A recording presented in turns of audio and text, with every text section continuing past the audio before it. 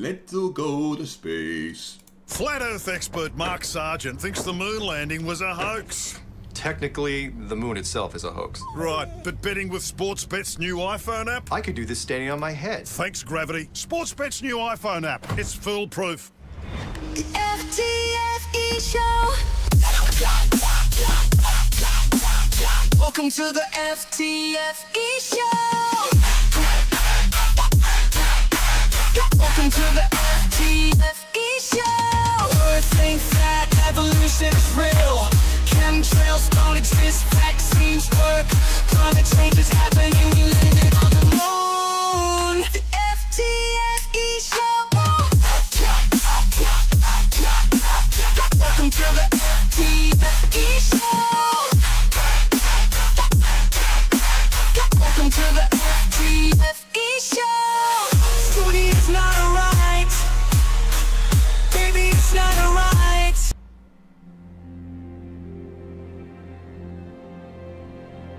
We're living on a disk, floating through space, with a tiny sun.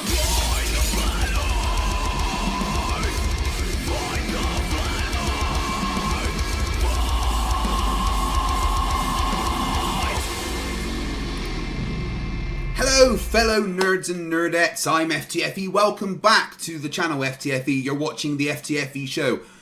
I said FTFE too many times. It's lost all meaning. Thank you for joining today. A little bit of a cool one. We're going to watch stuff go to space. Yes, space. That fake place that really doesn't exist because we're actually in a dome or of some kind that is somehow keeping waters out, even though there's no material that could ever really do that. But so we're going to watch stuff go to space. It's a Starship's 6th launch. They're going to do the Mechazilla catch again. This time they are attempting to reignite the booster while still in space. And they're trying to increase the speed at which it can do re-entry, which is pretty cool. MC Toon should be joining me at some point. Hey Dandaman, how you doing? Electric IPM, nice to see you. Signa Step, which is your name. So, see what's going on with Toon, because he was supposed to be here as well. But he has not gone live. He's late. This is very unlike MC Toon to not be on time, and you know, he's being tardy, which is very un-Toon like. Someone do a welfare check, please. RageBot says is Signa Teaspoon. Hey Rotation Curve, how are you? Steve Martin. Pretty sure you should be acting in a bunch of movies from the 80s and 90s. What are you doing here? Greetings, Ed. How the devil are you? Stating the obvious says Toon's having a nap. Toon, like me, is a clone and we don't sleep. We just die and they turn a new one on. Yeah.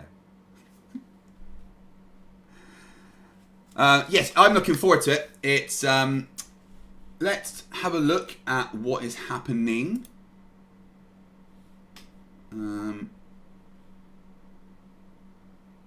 Where is my desktop catcher? It's over there.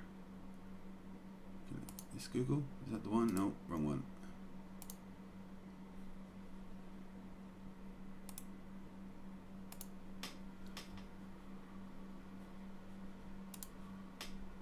Okay, right, we are T-minus 25 minutes and 20 seconds from Starship 6th flight. This is SpaceX's affiliate channel. Oh, MC Toon is here.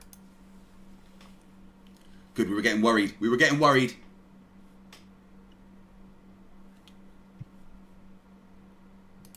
Oh, pardon me.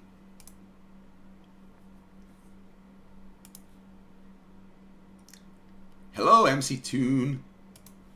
Hey, are you live? I am live. I'm also alive. Hello, everybody. You're in the dark. No one can see you. You forgot to turn on your studio I just lights. got here. Hold on. But NASA forgot to turn it all on. Just a second. Doesn't Bill Nye come in and like do your pre-stuff? Yeah, he's gone. He's gone again, guys. He's just not there. So does Bill Nye not come in and do your studio setup? He was sick today. I think he's just slacking. But he was here not long ago doing mine. Like, you're just in the studio around the corner. Like, we need to get obviously Neil, he's not. Someone He's not needs on the, I don't know what's going on with him. I'll tell you what, I'll have a word with Neil, and they are paying him way too much at $3.50 an hour. Yeah, 3.5 bananas an hour. You mean, right? That's what he gets. Oh my gosh! All right. So we are T-minus 25 minutes from launch 6. Well, 23. All right. So this time, do you know the difference? What they're doing? They're attempting to reignite the Starship while it's still up there before it comes down. And then they're attempting to do a faster and harder re-entry. Which I guess is good. I don't know. No, I thought it was a. They're doing a. They're holding it at a higher elevation for longer to take more time to burn off the speed so that it's less hot. Right. I think that's what. Maybe I'm wrong. I don't know. I know they've added a whole new lot of heat tiles that are a different design to allow it to stay in the point where it would be hot for longer. Yeah. All right. Let me focus, man. I gotta start my stream. I just realized I set mine to start 8 minutes ago, but yeah, obviously they're I worried. didn't They're start like, hey, 8 minutes ago. he's on literally just FTFE stream and sat he's down. not here. What's going on? All right. Let's get this going here. I have him hostage. That's not how Who do you have hostage again? You.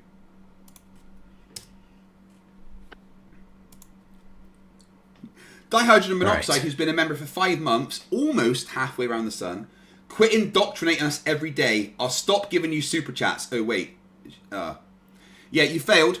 You used your member super chat, which is still technically a super chat, so no.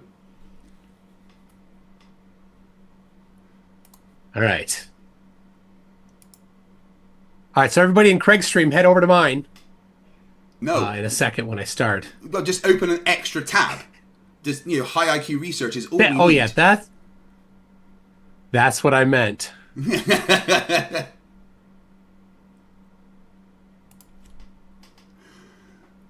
better add an extra screen for you.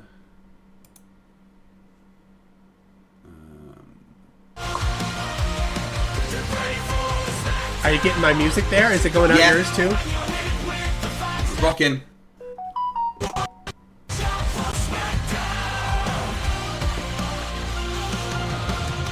In a world where truth is bent, we've got science on our side. Flat Earth beats on, it's all pretend. But facts will be high. Debate for smackdown. Debate for smackdown. They'll lie while the earth spins around. Watch out for smackdown. They cling to ancient misconceptions. We've got truth in our possession. No room for doubt, no time to waste. It's time to put Flat Earth in its place. Just rocking out to your music over here, man. Here comes the smackdown.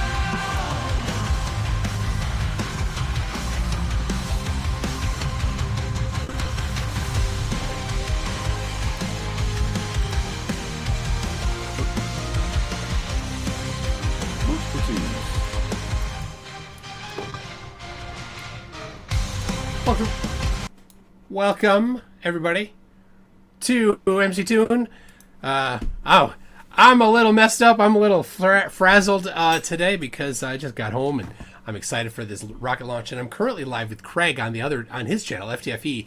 Don't even have him on screen yet, but everybody on his channel is seeing me. Disgraceful. Now they can hear you at least.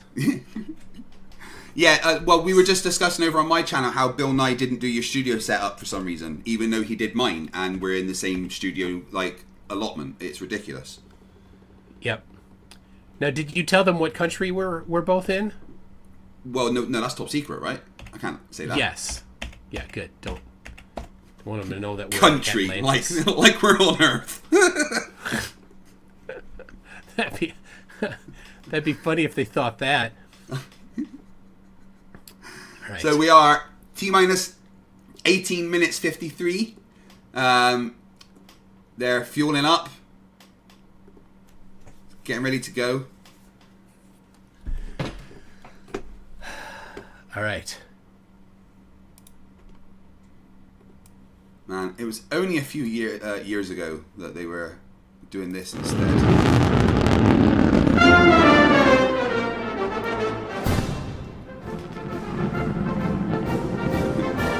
What? I don't see it.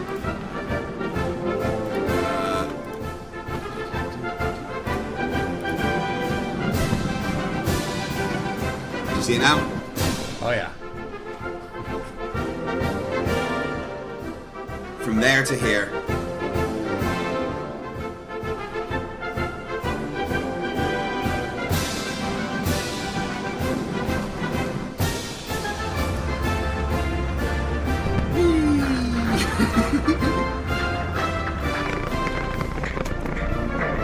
Yeah, it did land, just not in one piece. Ooh, a bit fast going in there.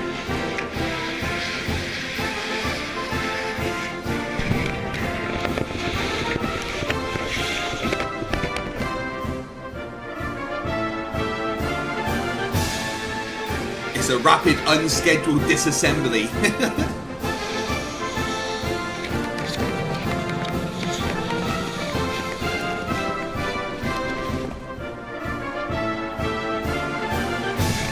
Landing burn failed. Course of true love never did run smooth. It's gonna fall. All that. Yeah, all that. It's a bit high center of gravity for that. Yeah. You don't realize how big these things are. Oh yeah.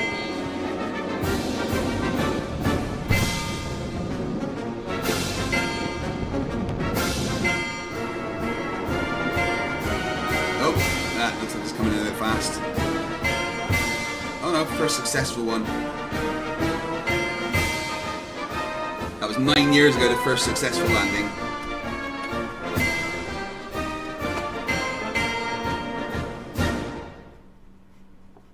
Now, they can do it.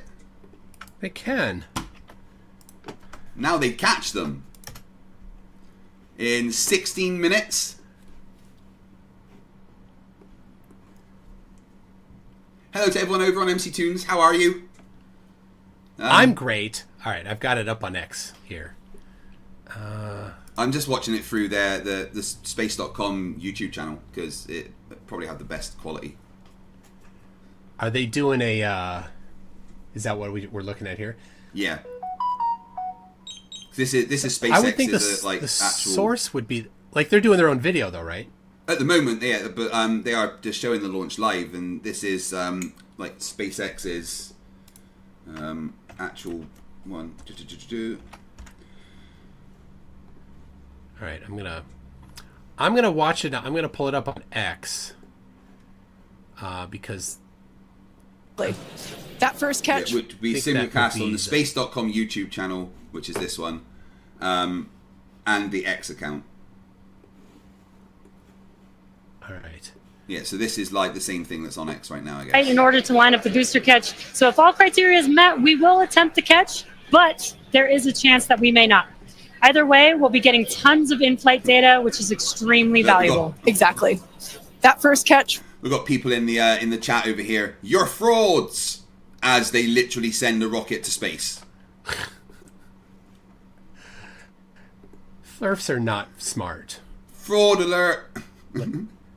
Not even a little bit. What? All right. Well, obviously right now, SpaceX are fueling up their CGI engines. They do take quite a bit to fuel up, actually, to get the CGI just right. Yes. Did you know that accidental inhalation of DHMO, even in small quantities, can cause death? DHMO. Yep. Dihydrogen monoxide. Oh yeah, that's water, right? You breathing in that is bad. Yeah, don't do that, guys. Although, I think we've been lied to, right, by the government. I want you to think about something, right? Out of everyone in the world that has ever died, right, they all breathed oxygen. Oh. I think they're poisoning us with oxygen. I think you're right. That's a thing. I mean,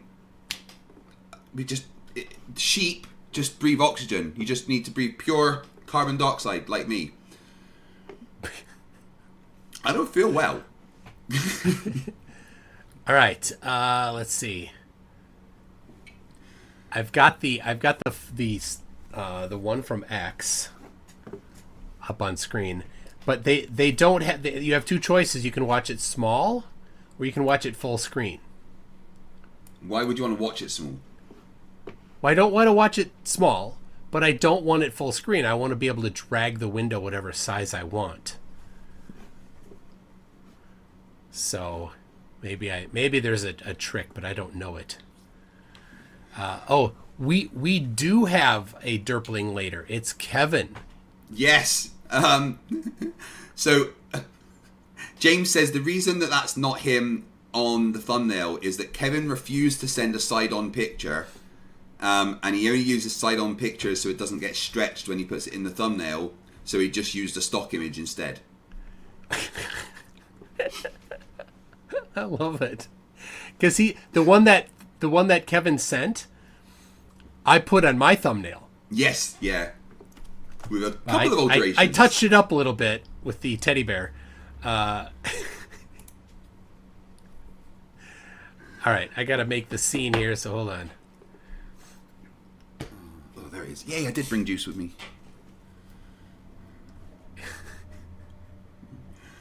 Oh. Juice. Juice. Yeah, in Scotland, literally anything that you drink is just called juice.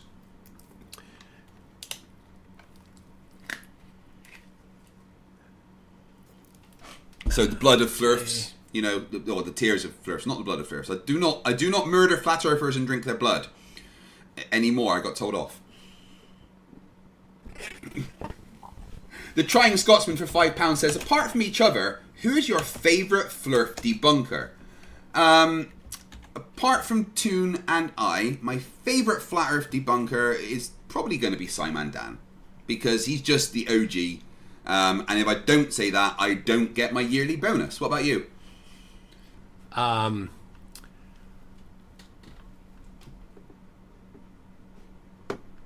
man, I mean, I like Dan. Not to diss Dan, but I got to be original. I like Cats. He doesn't do Flerf stuff anymore, much. But yeah, Cats is great. Oli de Hasselier is fantastic.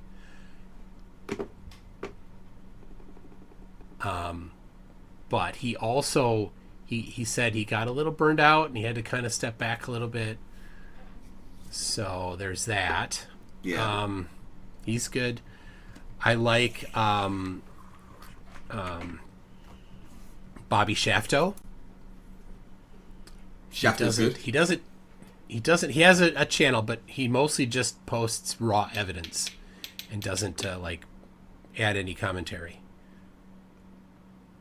Yeah, I already said Simon Dan, so you don't need to. I think the bonus, because I'm on your channel and I still mentioned it, so you're fine. I'm fine. Okay, good. Yeah, right. Mr. Shonk for $5 says they put a single banana in Starship's payload area. Did they? Okay. Oh, that's why all the bananas. I see. A decal of a banana. Okay. Just put a flat earther in there. Oh, there's no windows yet, is there? Yeah, similar to Antarctica. You probably just don't want to leave trash in space. Well, yeah, it does come back though, right? Well, it'll burn up in re-entry. Yeah. Oh, yeah, and then the Flerf will just be spread across the world and we breathe it in. We don't want that. Yeah, no. We don't want that. No. All right, I've got their feed 8 minutes. 8 minutes, 49 seconds. All right, Mark, let's see, Ulti. Rossi says, Mark Beiser, hey Mark Beiser, DMSO is industrial solvent, true, and oxygen is a bleach. It must be removed from the air.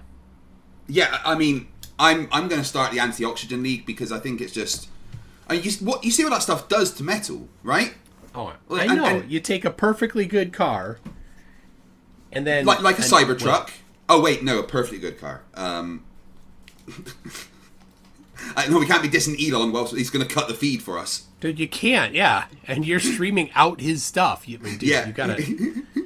You gotta dance to the one that brung you, right? Yeah.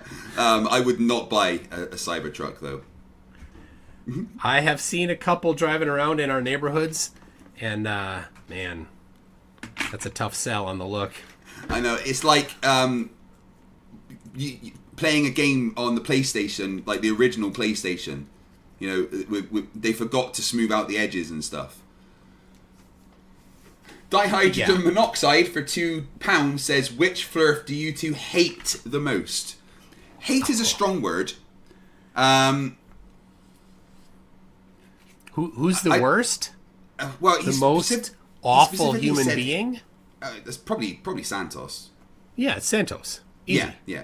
I mean, and if I was to get close to saying I hate one of them, it probably would be Santos because he threatened to kill my mum. You know? So, yeah, if there's someone that I hate, it would be Santos out of all the Flerfs. The rest of them, I just think are just, horrible human beings and, literal walking comedy.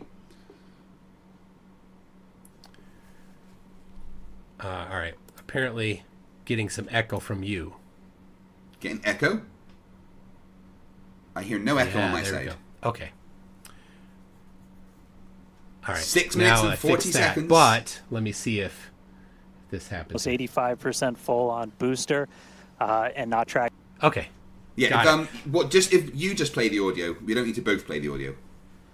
Yes. Yeah. Or did that feed to you? Yes, it did. Perfectly. I can change that. Dihydrogen monoxide says hate isn't a strong word with Nathan Oakley and Santos. Yeah, but feeding me the audio is fine because we don't need to both play the audio. So if you feed me the audio as well, that's cool. I don't mind. Okay, all right. Apparently, my feed's a little behind compared to yours. I've got 6 minutes right now. Well, it's because you're doing another channel that's rebroadcasting from source. Right. Well, I thought it being the. So if we want to sync, we both have to simulcast. play from the same source. What's yours on? X. So I went to SpaceX.com and then clickety click, and it says watch on X, and that's what I did.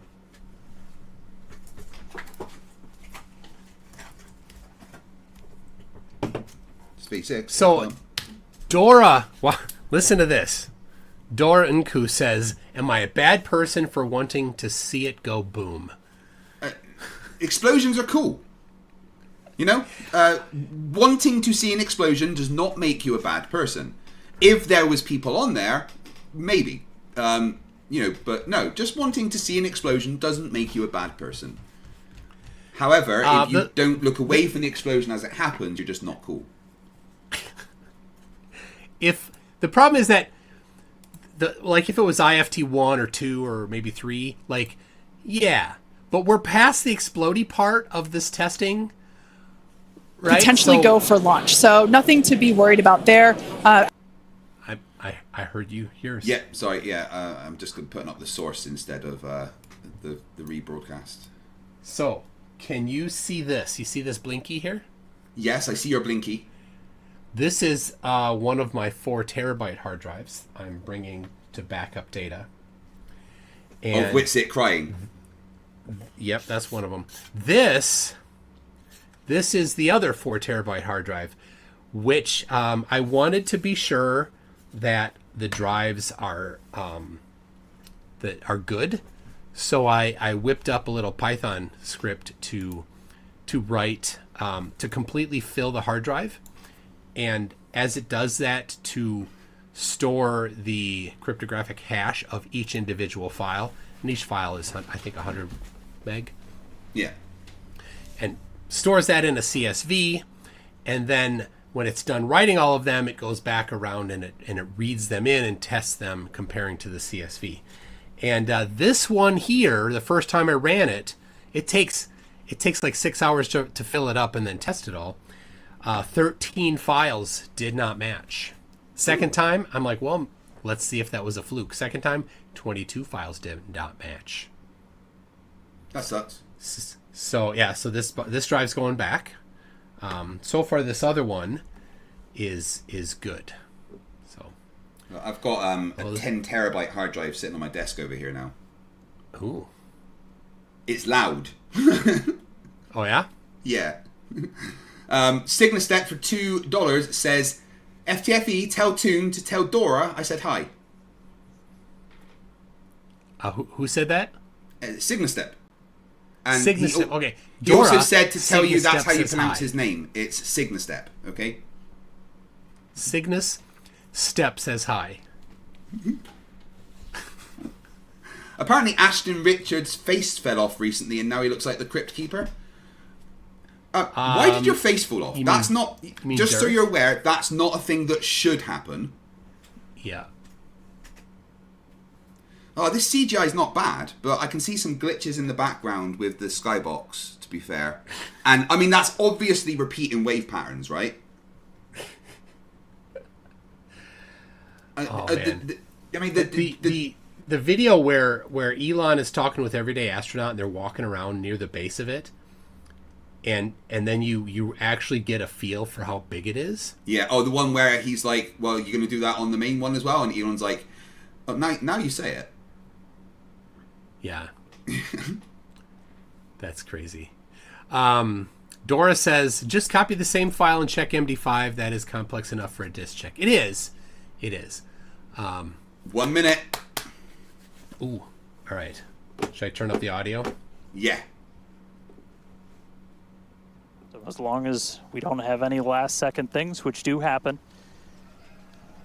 Monkey Cat Pat Pat member for 42 months. That's just so long. Flight director just Says, confirmed hey, Toon. -1 minute. Dude, your audio just sucks when there's something happening here. I need to figure that out with Zoom. Key moment to look at in 10 seconds, that T-40. I need to figure out what happens with Zoom for that to be a thing. Yeah. And we flew right through that. I gotta get my tab going. Flight directors go for launch. All right, we're now T-minus 20 seconds until liftoff of Starship Flight 6. Yes! This will mark our second attempt to catch the Super Heavy booster at the launch tower. That smoke CGI is real good. I'm enjoying that.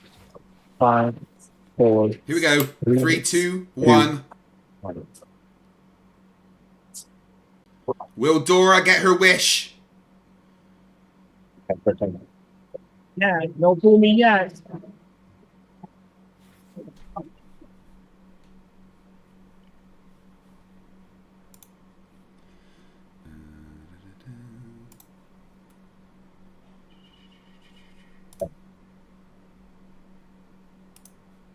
Vehicle is pitching downrange. Booster Raptor, more pressure nominal. Oh yeah, baby. It's crazy to get a live feed of that quality from I know. something moving like that, you know? Oh, but that glitch obviously means it's CGI. And that one there, right? If Look it at was those- CGI, Ship, there would be no avionics, power, and glitches. telemetry nominal. They would just not CGI in the glitches. That's how dumb Flerfs are. I know.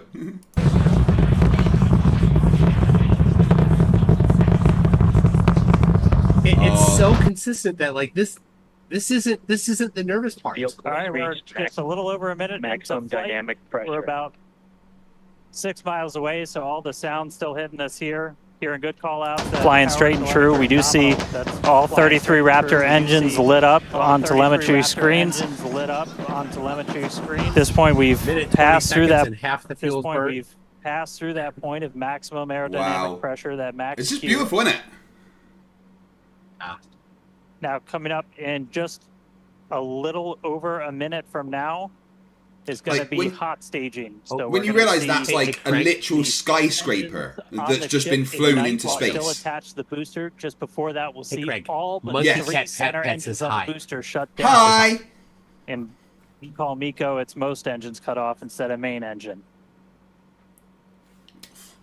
And so while we continue to 35 watch it go kilometers up, in 2 a lot of our minutes. flight controllers looking at all the systems around the tower. Again, we have to send 3,500 kilometers an hour. That's pretty fast. just about 30 seconds away from hot staging. Somebody in the background trying to get a little time, get their voice through. Wow. But now, obviously, all the flat earthers say, "Look, it's going down," because they don't And we understand it has to heard- follow the curve of the Earth. We heard the tower is go for catch. Booster engine cut off. There it The goes. turn flag is set for true. Wow. Ship engine startup. Stage Oh. separation. There My it goodness, goes. it All turned right, around hot quick. staging confirmed. 6 out of 6 lit on the ship. Wow, Booster look boost at back that. going. We heard that we are go Kate for Jesse, catch. take good the views. Hopefully, I got a booster. Kate Jesse, take Coming good the views. home Hopefully real I got a soon. booster. Wow. Coming home real soon. From our view here, Dan, great views of planet Earth behind that super heavy booster. Right now it is performing the Ship boost damage back pressure burn. nominal. Good news there, telling us that the pressures inside the ship are good. That is the second stage or the upper portion of the vehicle. Follow Look at the along the speed telemetry on switching the there. bottom of your screen. Yeah, Yeah. booster is currently super heavy, is currently Whoa. in its boost back burn. This boost back burn, Avionics, power, and telemetry nominal. this boost back burn lasts just a little bit over a minute. So we've got a little, approximately 30 seconds left. We've had shutdown of that boost back burn. Look Up at that next will view. be hot stage jettison.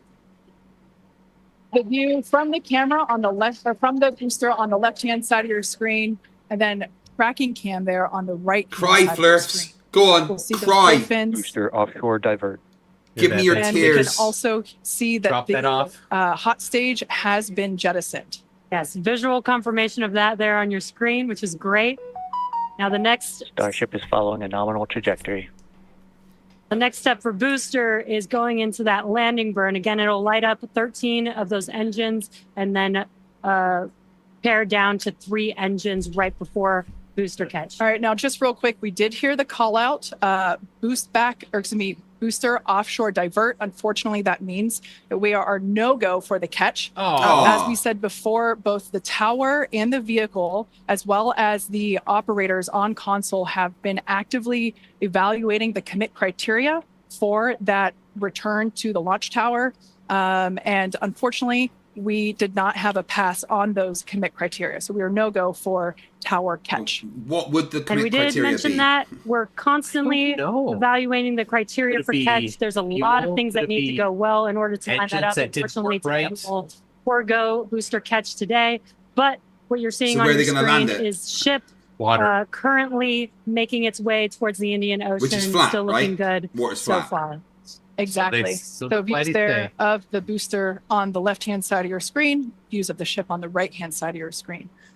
Now, we That said literally before falling that from it space. was not guaranteed that we would be able to make a tower catch today. So while we were hoping for it, like we said, it was pretty epic on attempt 1, but the safety of the teams and the public and the pad itself are paramount. So we are accepting no compromises in any of those areas. FE door is Exactly, sad. and we're still going to get a lot of good flight data with booster even, but especially with ship. Again, we have an additional objective today to Wait, do you see the ice wall there? Space relight of a Raptor Covering engine, the entirety which again will of help the us flat set us disk. up for being able to do deorbit burns, which is Chamber pressure is phenomenal. which is important for orbital flights. And what you're seeing on your screen is a view from super heavy So as imagine it's making its way back lighting down to Earth. Yeah, once again, rocket we are engine. attempting an offshore landing of 3,000 mile an hour headwind. booster. Yeah. So we have seen this before, and it 4,500. is still very fun to watch. 2,000. Watching it come down for a soft Mental. splashdown. Look how slow off it's slowed the down so Gulf much. Coast of Texas. Yeah, but it's still going 1,600. You like, can see it there, you know, re-entering. 1,000 We kilometers an saw hour. earlier those grid fins. There are 4 hypersonic grid fins. Oh, there we it can see goes. that Slows right down. it's begun on the super heavy booster. God, can you imagine the Same deceleration you would pattern, feel with that? 13 engines Oh, alight, so gone down to 3, just as we expected. So just into the water. And what an incredible view of splashdown that we got today. Oh, Did you land super it? heavy. Yeah, See it, I'm but sure now watch. it became It'll be blocked by the beautifully horizon. awesome Oh, they cut once away. again. So we'd like to Aye. confirm Just before they a proved the Earth was a 120 globe. again for the super I mean, they heavy did that booster. anyway. Congrats to the SpaceX team for making that milestone as well. Now, ship continues to look good. We can see that it is, while all of that was happening, the crowd here in Hawthorne. It's going nearly continuing to 22,000 react to kilometers an all the hour. Amazing views that we're getting. The next milestone is Starship is in terminal guidance. great news there. Starship terminal guidance, referring to what we see here on our screen, the upper stage, at about 8 minutes 35 seconds or so, we have ship engine cutoff, which will be the cutoff of the Raptor engines. Oh, there we go. 2 or 3 off. They're still accelerating. We can see on our screen ship giving us some incredible views brought to us by Starlink. This view is also very interesting because we can see basically the receding don't get tile buffer with line that we Starlink, but I referred do. to earlier, where we mentioned we have Well, removed they know the owner. heat shield tiles in order to test out and push the envelope on the ship and demonstrate what its capabilities are. Ship engine cutoff. Oh, And there we just heard call out for SECO, ship engine cutoff. So they're supposed to Great news relight there, now everything at some continuing to look point. Awesome. yeah, they're going to For try and relight it, ship. aren't they? Full view looking aft on ship here. Little bits of stuff floating around. Ship Because continues that's what's safe. in the studio with the wind. Yeah. Yeah. Just wait till you see the Nominal mouse. orbit The mouse is going to come at any second. There's that call out we were waiting for. Confirmation of good orbital insertion for ship today. Dihydrogen monoxide It says has space been flight a is real. very exciting Womp womp. afternoon so far. We'd like to send it back over to Dan, who can give us that live view experience. Dan, Oh, Simon once Danzer. again, are you okay after witnessing another Starship launch? Yeah, totally fine. It's you guys have to be jealous. This is the only way to do this. This is fantastic. No, it was really cool to see it lift off 33 out of 33. Didn't go for the booster catch today. Initially, we were good, and then we tripped a commit criteria and did the offshore divert. So we went and did that water landing, as everybody saw. We'll dig into was it still a cool. little bit more. Yeah. But again, we've done it once. We've now done it twice. We're going to keep trying to do it, as this is just a core capability of Starship and what's going to make it so incredible. There's a lot left. We're just about almost 10 minutes into this flight, so about 50 plus minutes still to go. Ship nominal orbit, so it's on its way around the planet. It's going to attempt to do an in-space burn. We're going to light one of those Raptor engines, the sea level ones in the middle, just to help Nice. demonstrate that we can relight in that microgravity environment. Really critical for deorbit burns as we start to do some orbital missions in the not too distant future. And then following that, we'll see a ship entry, maybe a splashdown. As you guys said, we're really going to be pushing ship on this one. We're pretty much intentionally putting it in places where we expect it might not do so great. And all that's to try and help us learn, see if we were a little too conservative, and then maybe that opens up more capability for when we start catching them. But I'll check back in with everybody in a little bit. I'm going to tune in and watch the ship fly around planet Earth, and hopefully we see it re-entering in the not-too-distant future. Back over to you guys. Spider Ancho, member for a month, says, what happens Thanks, what Dan. ends up in the water? Development testing, they go by and fish it out. definition, is unpredictable, which we saw with super heavy I'm gonna mute splashing them down in the Gulf of Mexico today. But yeah, for now. So the Starship for the next 45-ish minutes will just fly around Earth at 26,500 kilometers an hour. Oh, look, it's my house. It's not over your house yet.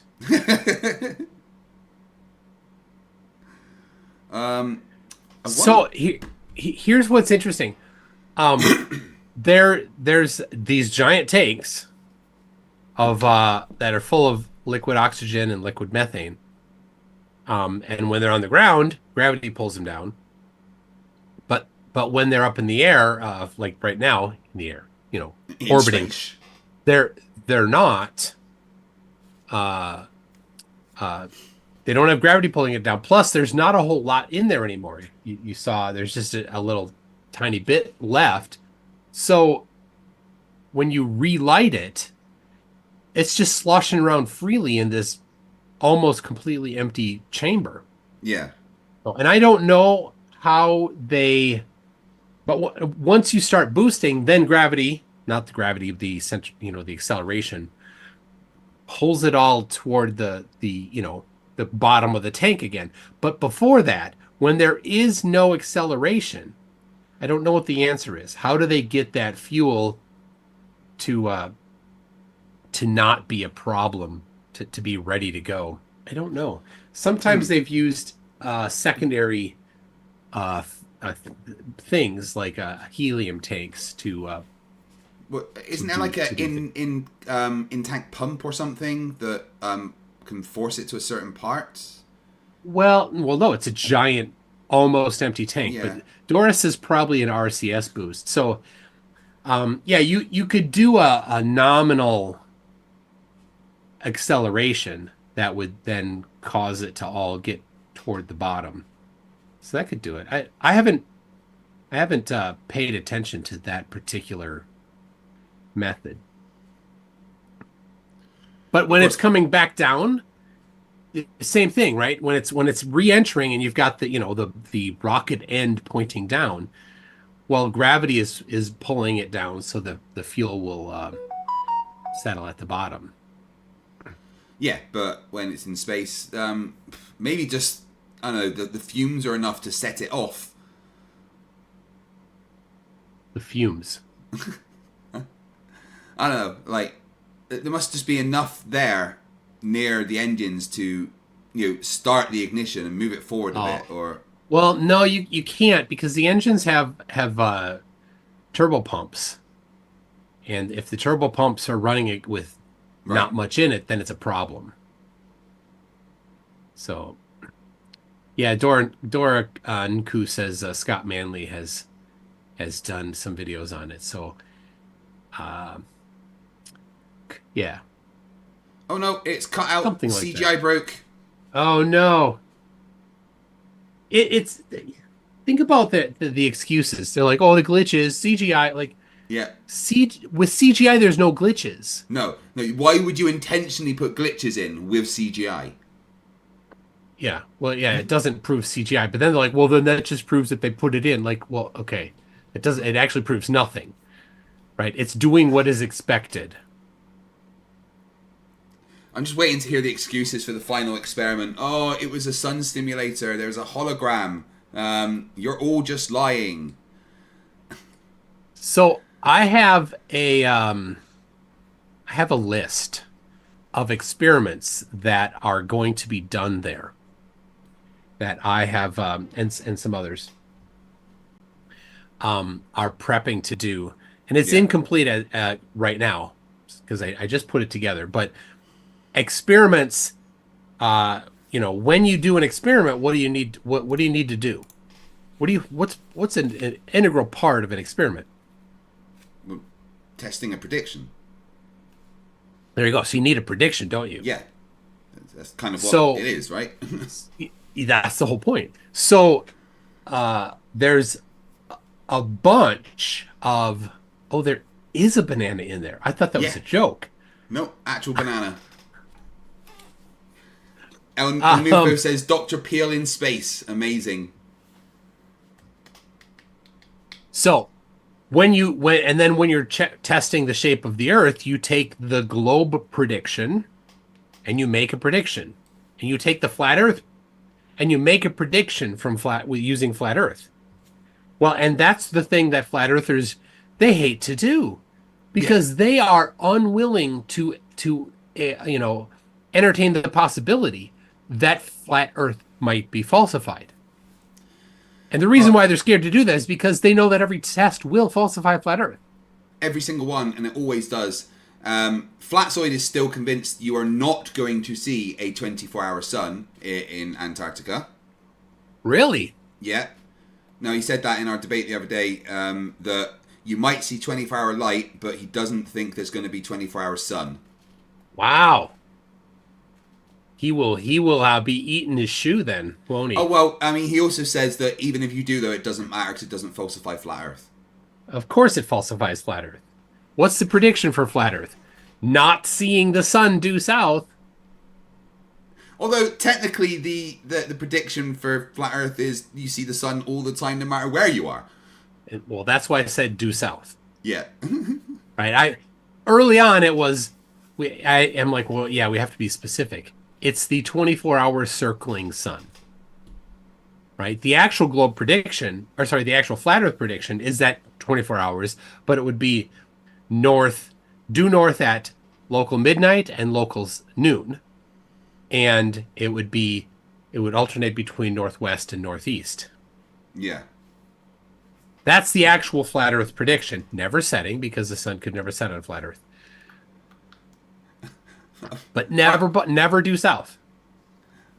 Arguing with the Flerf today on X, and they're like, look, the sun's right there in the clouds. And I kind of had to point out to them that if the sun is literally right there in the clouds, then everywhere else on Earth should be night.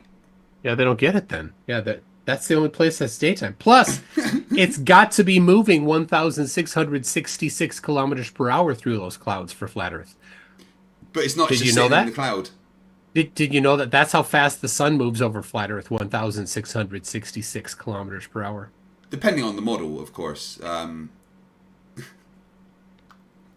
I think a lot of Flerfs are going to go switch to the Pac-Man model after this. Yeah? Yeah. I suppose. And then just go with God did it. A lot of them, long ago gave up a map because they knew AE map fails. But all the Flerfs, they start with the summer camp packet, the short list of Dubé stuff. Horizon rises to eye level, and the horizon is curved left to right or not curved, and the AE map and ice wall and the military stops you from going to Antarctica and penguins. There's no penguins. They don't say penguins. Anyway, so they do it, but then they realize, wait a second, none of those things work. So they give them up, but they still think flat. Without any things that match all of a sudden. So the Dubé entry level stuff falls apart. And they're like, oh, it doesn't matter. It's fine. Dihydrogen monoxide says, the hell is the Pac-Man model? Do you want to enlighten him, Toon? Oh, jeez. So that's there's a couple. There's one by Daz Nez, which is over in your area there. That's actually it's a diamond. It's shaped like a diamond. You got the North Pole and the South Pole at the top and bottom, and he's like, oh yeah, Antarctica's good, we can go there. And then it's shaped this it's a slightly rotated square, And then, like, yeah, the sun goes across one side and then it jumps around to the other. Same with the one from Awake Souls and Limitless, Yeah. Brainless, where it's a rectangle, and the equator does a S curve up and down, and Antarctica is on the bottom left and bottom right, and the North Pole is at the top center. And it's portals, yeah. So the sun on this is hilarious. On the day of the equinox, the sun does this sine wave pattern, gets to one side and then flips over to the other side and does a sine wave pattern again. That's what they actually Literally think it does. like Pac-Man. They go out that bit and come in this bit. Yep. Because reasons. Yep. Just because. And they refuse to debate you and I because that these are one of the people that call us demons. Yes. Yeah. Well, I did debate Awake Souls, Jason Laufenberg. He's like, nobody can beat our map. Nobody can falsify our map. I'll debate anyone on it. And I said, okay. And that was the last time he had that offer out there. And I tested a whole bunch of things. I basically I drew a straight line on his map across the United States or something. Said, okay, here's a flight across the United States. It's this long. It takes this much time. The United States has been surveyed. We know how big it is. Right, now I'll take that same line and I'll put it somewhere else on the map, and it's dramatically wrong. He didn't. Yeah, like that. dihydrogen monoxide's a bit shocked that there's a pack. Dude, you have to remember that Flat Earth Aussie Jesus said the moon was dug out of the Grand Canyon by giants. That's not the dumbest thing. That Why You Are an Idiot said the moon was Fenner's chew toy. Yeah. And that there was a giant tree holding the dome up, which isn't there anymore, which is why there's a gradient, but also doesn't explain why the dome's still held up when the tree isn't there. Yeah, for several thousand years, the gradient hasn't equalized. I don't know how that didn't happen. But do you know the source of that tree? What? It was in the Bible, right? Oh, okay. It was in a dream. It wasn't even a claim. You can't even point to it and say, "Oh, here, this is God saying that the Earth is this." And no, this is some guy had a dream, and the guy that had a dream wasn't even one of the good guys. He was one of the bad guys. And he told someone about this dream, who probably told someone else, who wrote it down in the Bible, which is then being translated and mistranslated. No, that's a misunderstanding, though. So it's not been retranslated like the game of telephone. No. The newer translations tend to go back to the source even better than previous ones because they have more sources to go to. Right, I see. Yeah. But who experienced it and who wrote it down is sometimes not entirely clear. So you've got a point there. The first 5 books of the Bible were said to have been written by Moses, but there are parts of it in the end of Exodus where Moses wasn't present. He couldn't have written it. Cool. Tomorrow on the channel, I have Peter Markley coming on to have a civilized conversation with Dapper Dino about young Earth creationism. All right. Dapper, I think, is one of the best people to have a conversation like that because he's probably one of the smartest people I know. And it is really, really good at getting his points across in a a non-confrontational manner. And I know Peter doesn't really want to debate it because he doesn't really have an argument for it from what I gather. So he just wants to have a discussion about it, which is cool. I like Peter. He is absolutely brutal at slaying the Flerfs. Oh yeah. Like it's unfortunately he's a young Earth creationist, but maybe we can help with that. Who knows? So here's one thing that I really do like about having people that are of these different positions, especially the young Earthers. Right now, I'm not of that opinion, but young Earth is almost a necessity for flat Earth. I don't know if there really are any non-young Earth flat Earthers. Maybe there are some. There's 1 or 2 atheist Flerfs, but very few of those as well. But Flerfs tend to equate globe with a whole bunch of things like Big Bang, old Earth, expanding universe, right? That they tend to equate all of them. And so they get really confused when somebody doesn't have those opinions. So when Peter's like, oh no, that's not my opinion at all. What can the Flerfs say? It screws them up. Yeah. Flerfs don't like you challenging their claims when they say something and then you say, oh, can you elaborate on that? And then they go, I didn't actually say that. Oh yeah. Oh, that's not my model. Oh, well, what is your model? Oh, I don't have a model. Oh, well, so but you just claimed that Summit does a thing based on the flat Earth. Isn't that your model? Yeah, they're always claiming a model and then not claiming a model.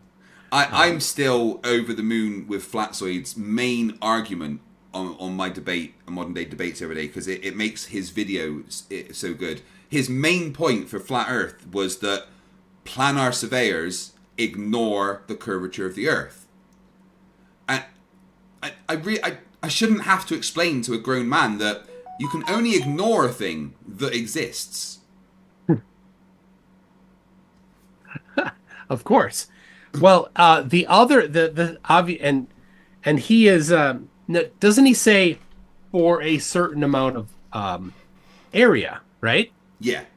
Now, he doesn't understand the difference between area and distance, of course. No, he doesn't. He thinks 125 miles squared is like 125 miles long. Yeah, by one wide, which isn't really what they mean. But all right, I'm not going to take it out now. I've got the book surveying general. I don't know, a surveying book, and it states right in there that planar surveyors do take into account the curvature of the Earth when doing vertical measurements. And when they do small horizontal measurements, then they can get away with it.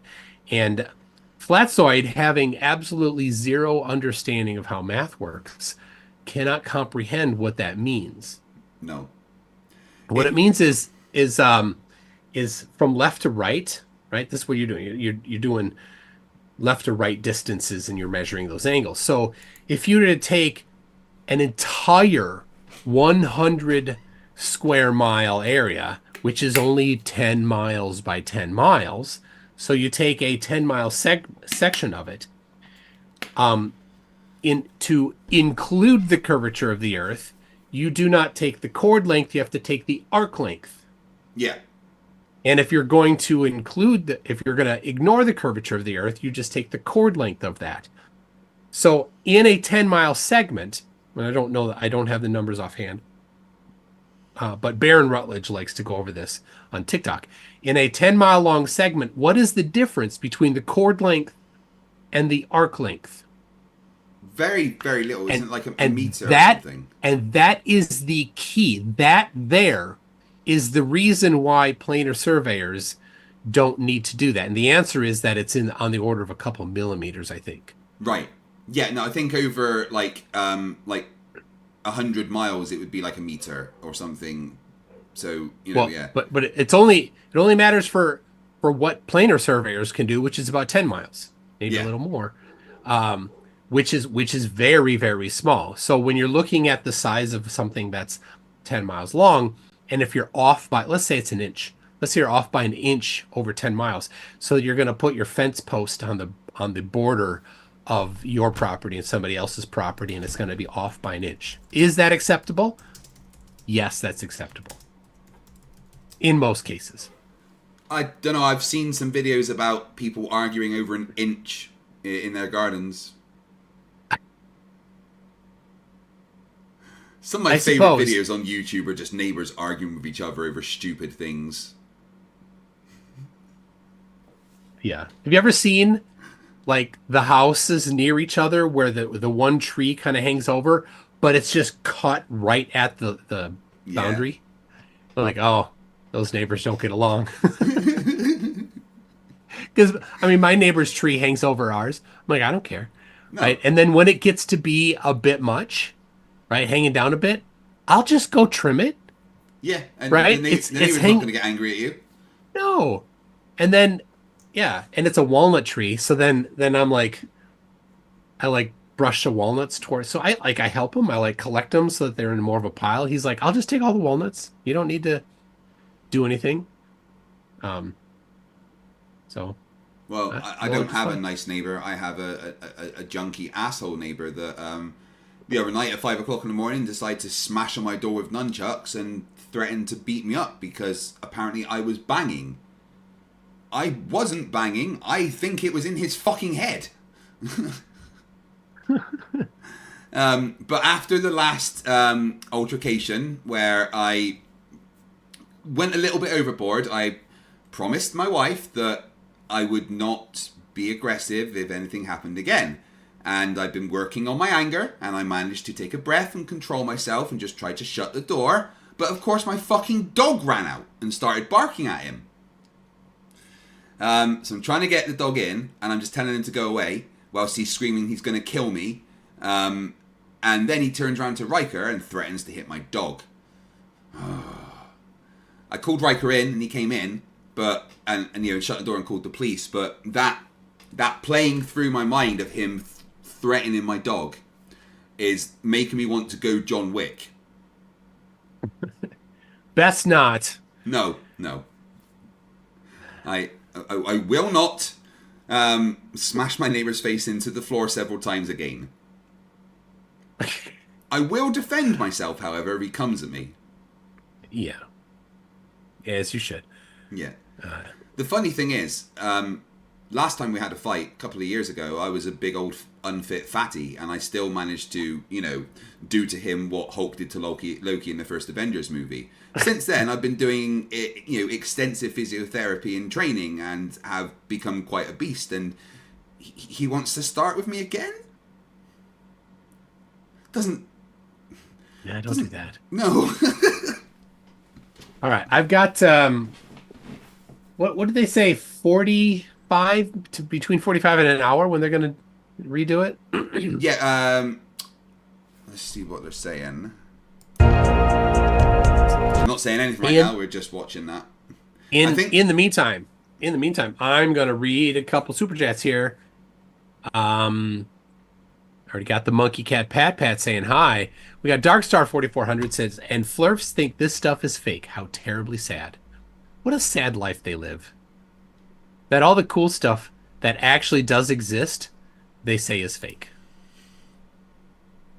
Yeah, they have to say it's fake because they don't like it and it destroys their little religion.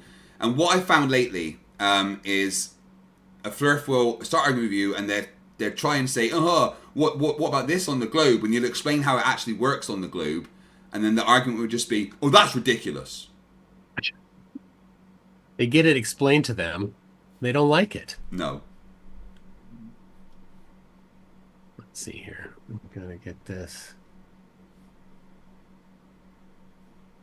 Are we able to change the feed of what we're seeing? Is there different cameras? No. Oh,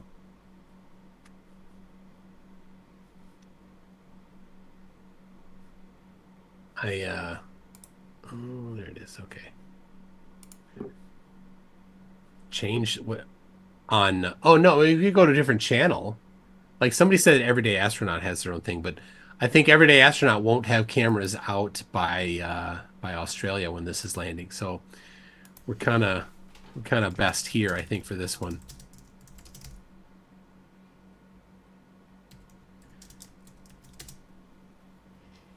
Verified file, 26,000 of 38,000 on my 4 terabyte drive here. Is that good or bad? It's good. No errors yet. No errors, right? I didn't hear that. No mismatches. That's the important part. All right. Icy Spin says, isn't a core tenet at NASA honesty? Liars no hire. That's right. Now, of course, flat earthers invent their own reality because they have to. So let's see. NXT-LVL, Next Level Ranch, says, oh, no, it broke through the firmament. Or now it broke through the firmament? If it broke through the firmament, wouldn't there be like a lot of water coming in? Well, for flatties, it's crazy. The firmament is whatever they want it to be, and however they need it to be to solve the current problem. So to them, firmament is Magic. Is like hammered out metal, but But also it's like water. But and also, I was told mushy. it's the Van Allen belts. It's also that. Yeah. And normally when things slam into even water at 3,000 miles an hour, they tend to break up. But the firmament is so soft and cushy that even though you can't even see it at all, when things crash into it, it's just a little bit of a splish splash. Yeah. Insane. Pure Wait, insane. maybe something breaking through the dome was what caused the Great Flood. Literally, that's what they think. Oh, is it? Right, okay. Oh yeah, windows. It says in the Bible, the windows opened up, something like that. Windows of heaven. So yeah, like that's obviously figurative. But nope, not to them. It's not. Dave McKeegan says there are some frames there to delete. So yeah, this particular that the landing where it hit the water was really good because we saw how tall the rocket was, and so then we can see where it got obstructed bottom up as it kept going farther down. So yeah, Flatzoid's gonna have to delete some frames. CJ Lamoureux says experiment number 1, trying not to slug wits it. That's gonna be tough. It's gonna be tough. BMW 1000C for 24 euros says SpaceX lacked funding to CGI this landing. Is the space lie crumbling before our own eyes? I mean, obviously, those are the kinds of excuses that they're going to have to just kick around. I'm anxious to hear what it was that they had to decide to scrub it. Yeah, I wonder what the criteria is that they couldn't do. Someone in the chat saying I should get a restraining order against my neighbour. I don't know how restraining orders work in Scotland. I don't even know if it's a thing in Scotland, honestly. But if it is, considering he literally lives above me and is probably less than 2 meters from me right now, does that mean he wouldn't be able to come into his house? No, they'd have to do something reasonable and say that he couldn't come within a certain amount of your front door, I suppose. Right? I can hear him walking about up there right now. And I hope he can hear me talking about him, the prick.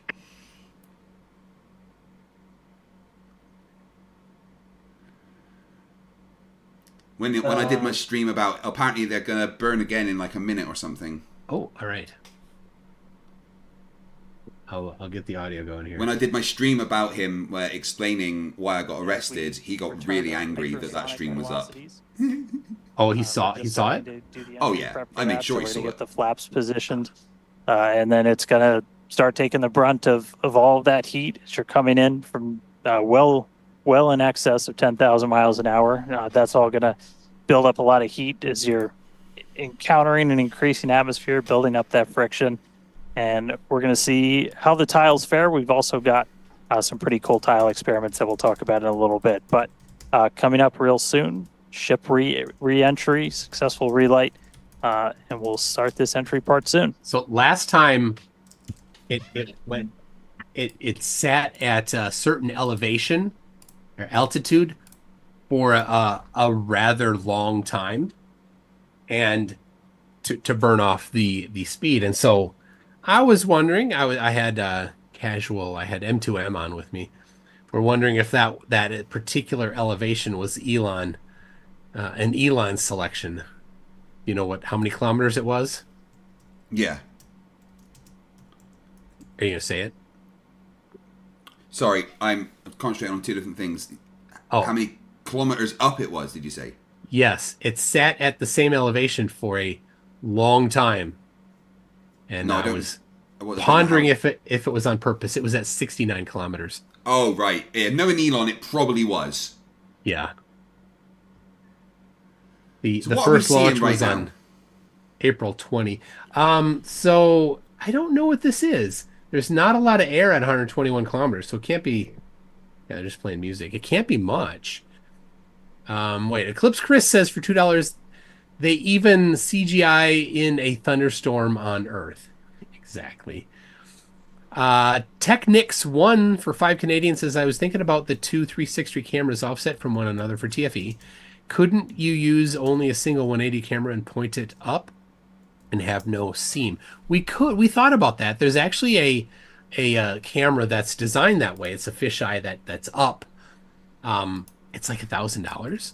But we thought about getting one of those maybe, but then that just is one more thing and a bit more budget. And so, you know, what do you do? Which one? Well, the 360 is cool, I guess, because it shows the ground around you. You can see the whole scene. You can see people walking around. As part of the cool thing of it is that people are going to be walking around and we're all going to be on there. So it's just going to be a real-time video of 24 hours of just us there as we're there or not there doing whatever we're doing. So, all right. Oh, what are they doing? It looks like something's going on. They're dropping in altitude. They're obviously starting to skim the atmosphere. It's still just music. So at 100 kilometers is the Kármán line, but really at 100 kilometers, you'll see this. It doesn't get very hot at 100 kilometers. There's some, and it doesn't really start to drain down the speed very much at 100 kilometers. The speed hasn't really changed. You need to get down toward 70 kilometers until it actually does much of anything. So it's at 26,000 kilometers per hour, and it's 110 kilometers, and the velocity is just sitting there the same basically. So Speedbeam says that they think that's just the sunrise reflecting off of it. That could be, because they're coming around to the lit portion of the globe.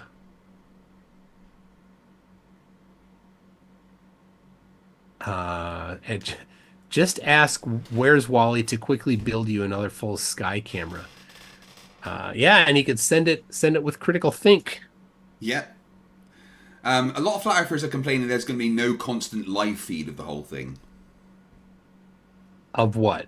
Of you being in Antarctica. A constant live feed of us being in Antarctica in a place where there is no cell service. Yeah. That would be a bit of a fishy thing if that even existed. Well, the fact that there isn't a live feed is apparently fishy and is proof that you're all just paid shills and going to lie about it. Yeah. Well, I will be recording all the time that I'm awake, including the plane ride. So from Punta Arenas to Antarctica, and I'm looking at maybe getting a GPS tracker to wear the whole time. So we do have a Starlink coming with us, and it's a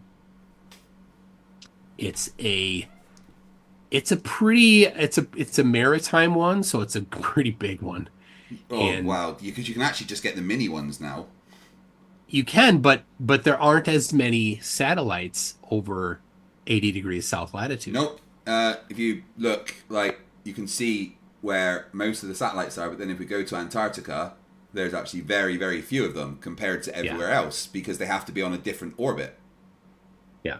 Oh, I think they're about to do the burn. Yeah. Still just music.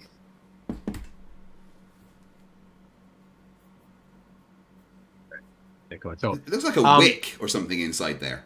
I think that's solidified oxygen probably.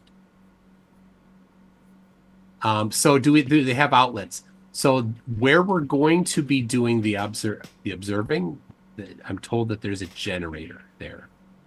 So, right. Be able to keep things charged. Yeah, but you have to be wary of the generator, because obviously that's a finite source. It's not just like having infinite energy when you plug in. A generator is powered by fuel which runs down, and fuel has to be brought in. There's no gas station. Exactly. So I mean, you know, you can't guarantee that you're going to be able to charge your phone if you want to, if the generator is being used for other purposes and stuff, you know? So I have 6 of these. I have 2 right here. I've ordered 4 more Power that arrive banks. tomorrow. So these are each 27,000 milliamp hour bricks, which is what the FAA allows. And then because the FAA has that, it's basically the rule for everybody everywhere. So, and they do use American outlets in Antarctica. In Punta Arenas, everything is Chilean. So I have a converter for when I'm at the hotel, but in Antarctica, it's all American. So the evidence hurts for $5 says I've been tuning out Flerf stupidity, tuning out Flerf stupidity lately. To them, everything is fake. There's a conspiracy. Math science is wrong. I can't take the lunacy anymore. Starbase at 4 p.m. Central. There's only It's so just much how you they can are. take. And ship had a successful separation as well as a good boost back burn and good separation of the hot stage adapter.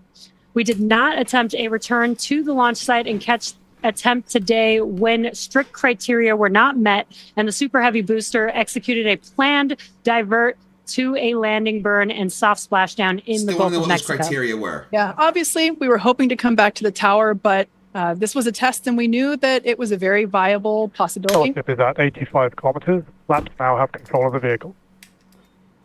All right, great news there. Turning our attention over to the star of the show here, giving us Look these at the velocity. amazing views once again. Hardly We heard the call out there telling us that the Starship Altitude vehicle 83. is now 83 kilometers above, coming up around T plus, well, now actually, the ship, as you can see, is beginning to re-enter the Earth's atmosphere. As a reminder, one of the main goals of today's flight test is for the ship to make it through the extreme heat of re-entry and to do so in a controlled manner. Now, re-entry is typically a portion of flight where we don't have communication capability with the spacecraft because it's re-entering at or around orbital velocity, which is roughly 8 kilometers per second or about 5 miles per second.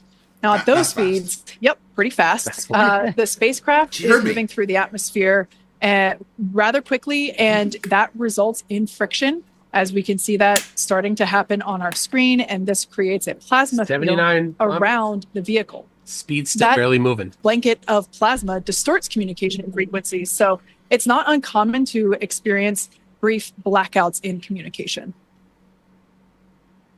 Which is obviously the problems with doing the live CGI. Starship is approaching the peak heating phase of entry. Hey, thank you, PhD Tony. What's up, Tony?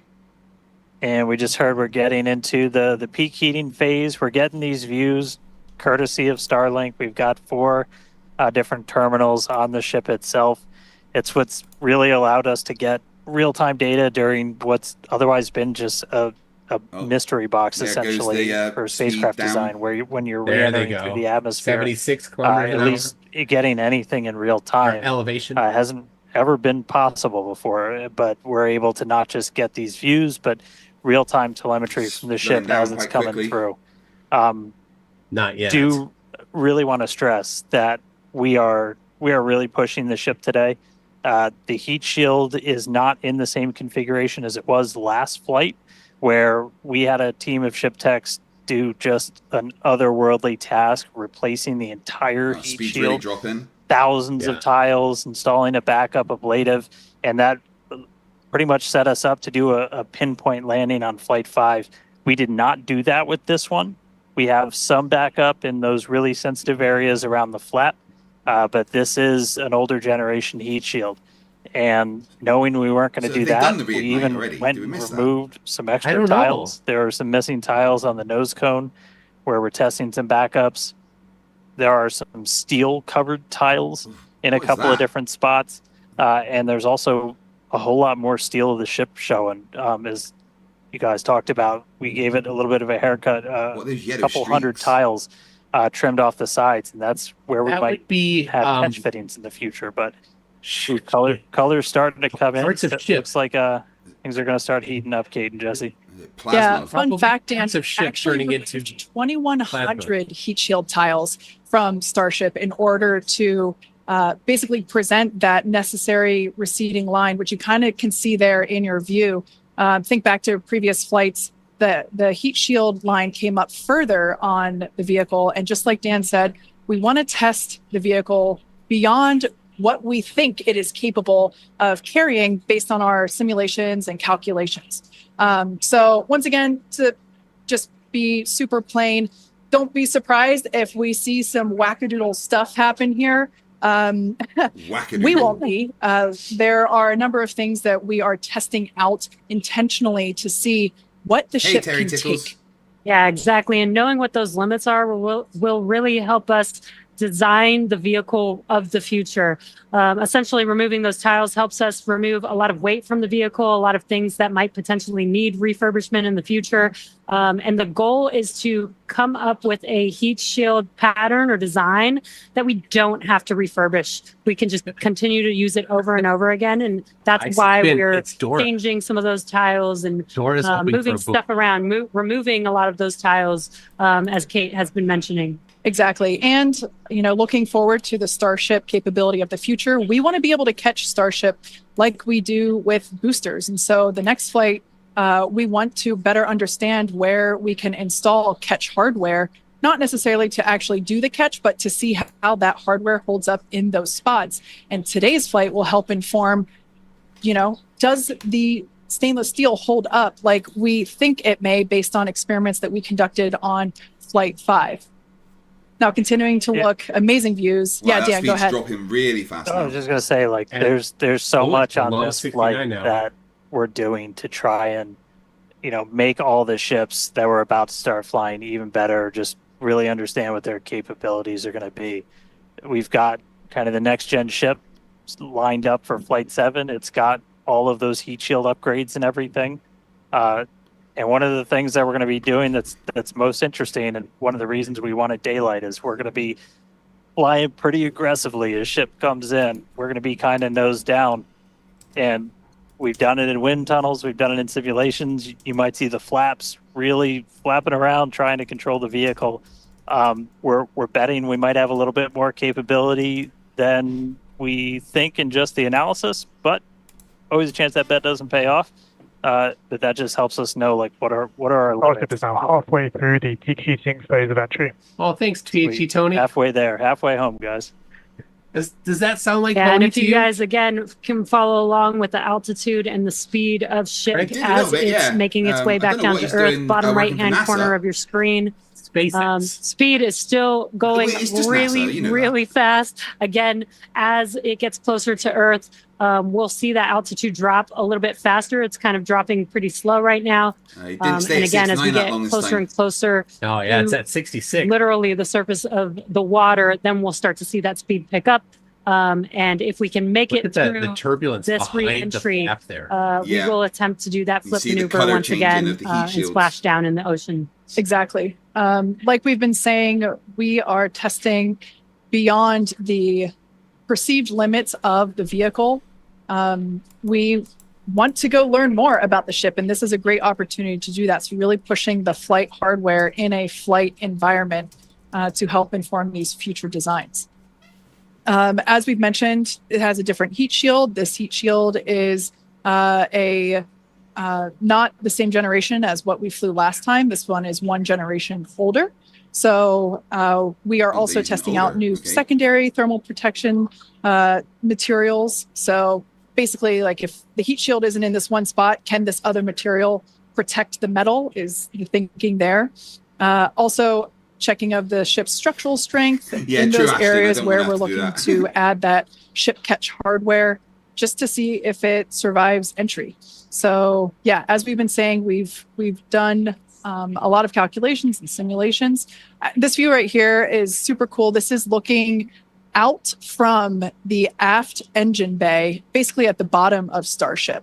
The aft engine bay as opposed to the front left-hand panel, if you will. We have one of the forward Starship flaps. So one of the flaps located at the top of the vehicle. No, of course not. Underneath that is one of the aft end flaps, what do I know? I'm not like the one that we see in the main picture there on the right-hand side of your screen. Now, these views as the vehicle continues to enter the Earth's atmosphere, drawing a crowd once again here at that SpaceX line and there Hawk One out as the top we left there tune in as the mission continues something on. is exposed. Now, the next event that we have coming up, causing that color. we should hear the call out that the vehicle is transonic around T Now plus it's 1 hour, burning off 2 that minutes speed. or so.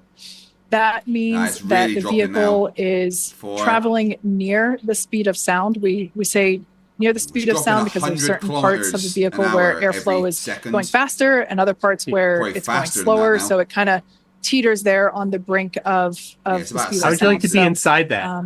Oh, you'd just be once stuck we to the top have of it. equal flow on all parts, then we'll hear it's subsonic.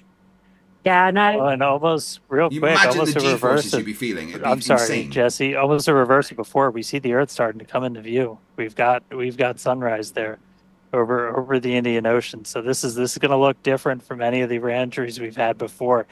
And it was specifically so like we get as much daylight as possible to see Ashton how shit Richards, does what an this. amazing production simply to fall. Over to you, Jesse. Sorry about that. Yeah. Dan, That's great it, minds just think to mess alike. with That's them. exactly what I was going to How point many out. rocket That we're launches getting would you a lot actually clearer do if view all of you the were trying to Earth do in the is fake background stuff? with I know. the As many different as temperatures SpaceX, that we're like seeing, Not three in the and past the week. colors of that plasma around the ship, which is really cool Syrian to says see. that heat is by Again, compression gas, not friction. we are pushing the limits of ship today. But so far, everything is looking There's a pretty Flerf in the nominal. chat. Globo homos We'll will see believe how the next anything. few minutes goes. Yeah, because this like is we've obviously said fake. before, don't be surprised if this is not entirely smooth sailing all the way down to the ocean's surface. Similar to Flight 5, we are targeting the same splashdown location in the Indian Ocean, but we are not expecting to recover the vehicle. Right. And we it's were gonna getting let it some sink. glimpses of the flaps. The flaps so far are looking pretty good. We're not seeing any burn through. There's those flaps again in that hinge area, which is our most concerning area pretty there. good so That's far. great news for Why- us for why now. aren't they Again, landing it and, the next few like- minutes could change as we continuously push Why are they those just letting it limits. land in the ocean? Yeah, once we Instead of slow what? down Instead a of, little bit, like, once we're catching it or subsonic something. essentially. So I think Oh. it's about 1,200 Well, they haven't kilometers an they hour. haven't built a Once we're second down below tower that, to catch that's- it yet. That's when we're going to kind of It just dip seems our nose lazy, down man. and get that more They're aggressive. working on a angle of second attack. tower. Normally we're just Well, just They're hurry talking up about already. drop right it into the might be water, at pretty much January. that position. But if we're going to be able to do return to launch sites, we're going to want to be able to fly with a little bit more of an angle of attack, get you a little bit more range as you're coming through. Angle of attack. And Nathan so Oakley this will just perks up. be just a test to see quite how far can we push it. But obviously we're going to do these kind of tests way out here in super remote areas before you ever try to bring a ship back to a place like Starbase. Starship remains on a good entry trajectory. External Thanks, temperatures Tony. are coming down. Yep. Thank you, PhD Tony. All right, great news there. That tells Obviously, us he has that to be we there. are through the phase of peak Sounds like him heating. so much. So we are expecting these temperatures to continue to come down. Once again, we are targeting a soft splashdown in the Indian Ocean around off the northwest coast of Australia. We can see these beautiful views of planet Earth coming in. Yeah, this is very different where we had nighttime views of the ship That is as it was amazing. re-entering. And now we've got daylight. It is about an hour or so after sunrise there in the Indian Ocean. So pretty cool to see this.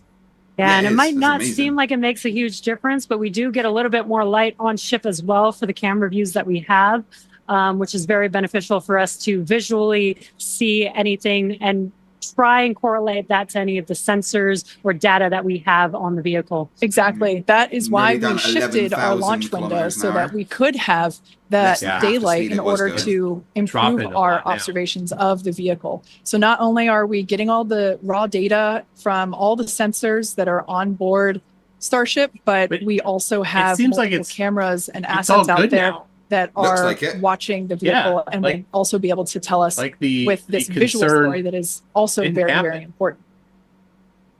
And as we get down a little See bit the lower, color the changing. Raptor with the heat. engines are in their chill Yeah. phase right now. So just essentially getting them primed to turn on. We're going to use those 3 center engines to do a landing flip and then a landing burn. So will come down kind of in that slightly pointed Yeah. down belly flop and then fire off That's those better engines than last to flip time us even. around, And It they looks would do that smoosh it final harder. landing burn. That Yeah. should be coming up in Very just a little over, just under 5 minutes from now. And then Just about hopefully we start hearing 8,000 kilometers an hour. some call outs on transonic and subsonic as we slow down. Again, once you hear Starship as subsonic, keep a close eye on the flaps. They're going to be working overtime essentially to maintain control of the ship as we get a little more aggressive with this. So 42 kilometers. Mr. Spank is saying that there's creases. If you look at the previous view, oh, that's a little red there. We can see that Oh, yeah. we are beginning. Starship has That's like a passed hole. maximum entry dynamic pressure. Oh, sorry, Tony's saying something. All right, great call out there. But we can see on this view here that we do have some heating there on that looks like one of the forward flaps on Starship. This is to be expected. We knew that the vehicle would perform differently than what we had I see seen that, on Shauna. Flight 5. This is actually really good data because it tells us what parts of the vehicle at this, what will soon be a higher angle of attack So once the we drop down creases on the main window below here the speed of sound. are We'll have a potentially higher angle of from attack, meaning what liftoff, will be says flying Mr. goes down, basically. Oh, right, Could be. really. So yeah, this is good news, but we can actually, looks like that heating is starting to cool off there. Yeah, it's a little burn through. Again, it Yeah, is it looks like important it's got an to actual hole in note it. when we start seeing that through the ship's descent as well. So things are like moving Kate's now. saying, we're getting some really good data here. Looks like Joe Black says the he can other see the pub flaps from there. are doing a little better than the one that has a little burn through, which is some good news. About 20 Again, miles up, constantly traveling watching. We've about got a couple 2,000 minutes miles an until hour. we're expecting to make it all the way back down to Earth. Exactly. And like we said before, we are not expecting to recover the ship, although that would be great. It'd be a nice bonus if it happened, but it's not really in our expectations today.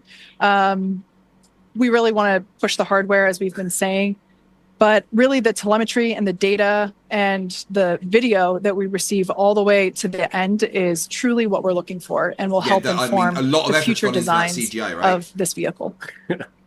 We can see some flap movement as the camera is moving around. That's what you're seeing there is the flaps adjusting. Everyone We have a likes some camera flap on movement. one of the flaps there this is the view that you're seeing there. That's pretty. 1,000 And you kilometers. can also see the graphic in the bottom. Starship is slowing down past Mach 1.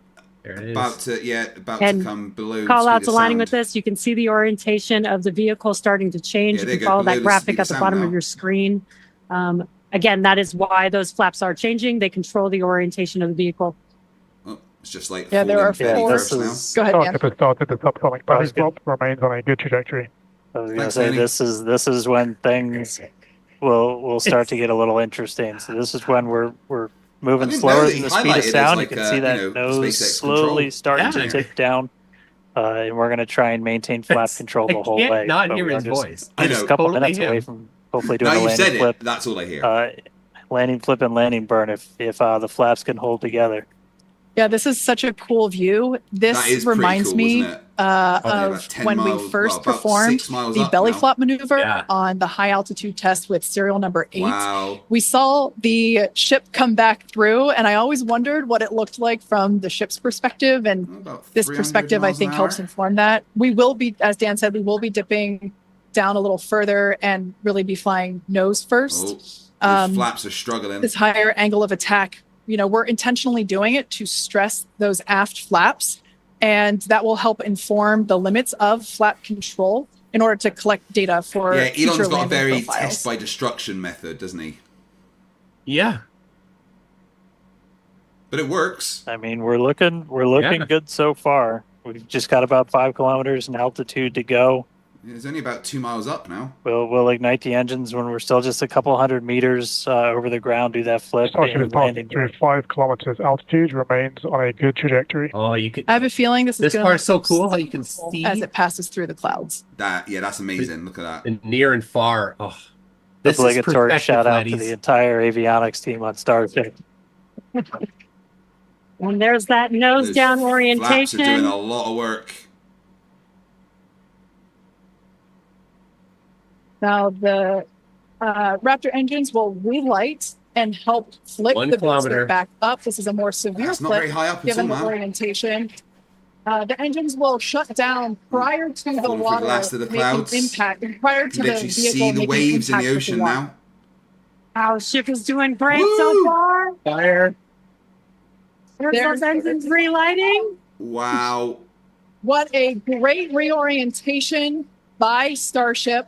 Oh, that would be so crazy to be on there. All three The down flaps to held up. 2 into the water. I mean, that seemed to go pretty perfectly, right? Oh my god. Wow. As good as it gets. And we have ship splashdown in the Indian Ocean. Oh my god. Some Is that from the... Oh, that's from the buoy. action here. Yes. It's on Hey, fire. Louis. Wait, it's in the water. It's on fire. Splash some water on it. Incredible. We Dave really pushed the McKeegan for limits on ship £2 and says made it test all by the way back destruction is down what to he's Earth. doing with Twitter. I am shocked, to be honest. I think many folks are. The fact that it survived all the way through while flying a lesser gen heat That shield was- is just absolutely incredible. And turns out the vehicle had more capability than our calculations predicted. And that is why we test like we fly. Exactly why we do that. And those views were absolutely incredible to watch. Because of Starlink, we were able to get the views all the way down, as well as the buoys, seeing ship touchdown in daylight. So cool. So cool. Now we want to, unfortunately, wrap up the show. Yeah, Aw. exactly. We'll say congratulations to our sorry, teammates Dora, at you didn't get an SpaceX explosion. and to everyone who supported the Starship program. And thank you to all of our future customers for your support. We'd also like to thank the Future people of customers. Cameron County, Texas, as well as the Coast Guard, the Federal Aviation Administration, the government of Mexico, and All right. They are marketing. Yes, of course they are. They have They're to. marketing. I mean, what better time to market when there's 6.9 million people watching? Yeah. All right. So somebody said switch to NASA spaceflight. All right. Hold on. On YouTube. So yeah. All right. I gotta fix the scene here because you're not in a good spot. Oh, sorry, I moved myself. It's okay. There you go. Oh yeah, NASA spaceflight just seems to have images from the buoy.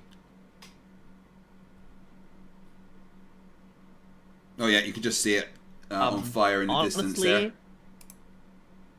Do they have Sorry. what feed do they have? They seem to have feeds from a buoy out there or a ship. I'm not sure. Maybe no. Actually, it looks like there's some. Maybe they've got a drone that's flying around. Like, oh, that'd be interesting. It does seem to be moving quite fast relative to actually where the ocean is. I think it might be a drone that's flying a distance from it. That's a pretty cool shot, though. I got it coming up here. A second. All right, there we go. It looks like a let's see. helicopter is just going to check it out as well. Oh yeah. There's a fire there. And Monkey oh, Cat there's Pat $5 says, "Rip to that banana. It will go down as the greatest banana in history." Yeah, Dr. Peel's banana has been dethroned. that's good. Dr. Wow. Peel's banana. Cool. All right, let's see. I got a couple here. Let's see. We got Eclipse Chris says NASA space flight. Ooh, this is who we're seeing right now. Have a video of the booster flames being blocked by some sort of water bulge. Must be a massive swell or something like magic. No. It's those water mountains. You've heard of them, right? Yes, Patrick. Whatever. What's his name? Butler. Patrick yeah. Butler and his watermelons. Everyday Astronaut has a feed of the booster still floating. All right. Oh, awesome. He's pretty good. I like It's just. I'm just going to rewind that a little bit so we can see a bit of that.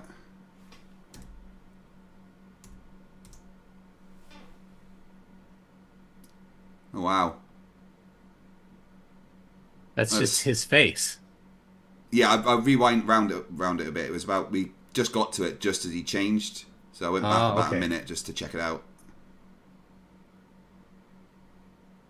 There seems to be a boat to the left of it and a helicopter to the right. Cool. Wow. But the thing is, seeing it on video, it is almost deceptive because you don't realize how big these things are. You know, it's a literal skyscraper of metal. You know? Yeah. And they just flew it into space and then brought it back down in one piece. That's crazy. So they don't have a person like standing there next to it for scale. No. But when you do, you're like, oh, crap, that's huge. But the clip of the camera on the fin as it's coming down, you're like, oh, well, that's just, that's the fin. It just looks like it's small. It looks like it's a model rocket. But that fin is probably bigger than your house. Yeah. Yeah, so that was amazing. There it is. All right. So unfortunate they didn't get the chopsticks, but I'd be interested to know what criteria wasn't met. Yeah. Because from what I could tell, the launch site the weather was good. There wasn't any wind or anything. Well, and they knew pretty quickly too. Yeah. It wasn't long after it went. It was early. So maybe it was the trajectory of the launch wasn't exactly where they wanted it, so it wouldn't have been safe. I'm not sure, but I'm gonna try and find out what that criteria was. But even if they didn't land it with the chopsticks, we know they can do it because they've done it. It'd be nice to see it done more. But seeing it land in the ocean like that, it is still really, really cool. How precise and it's like watching a ballet. But again, you don't realize how big that thing is. You know. That's what she said.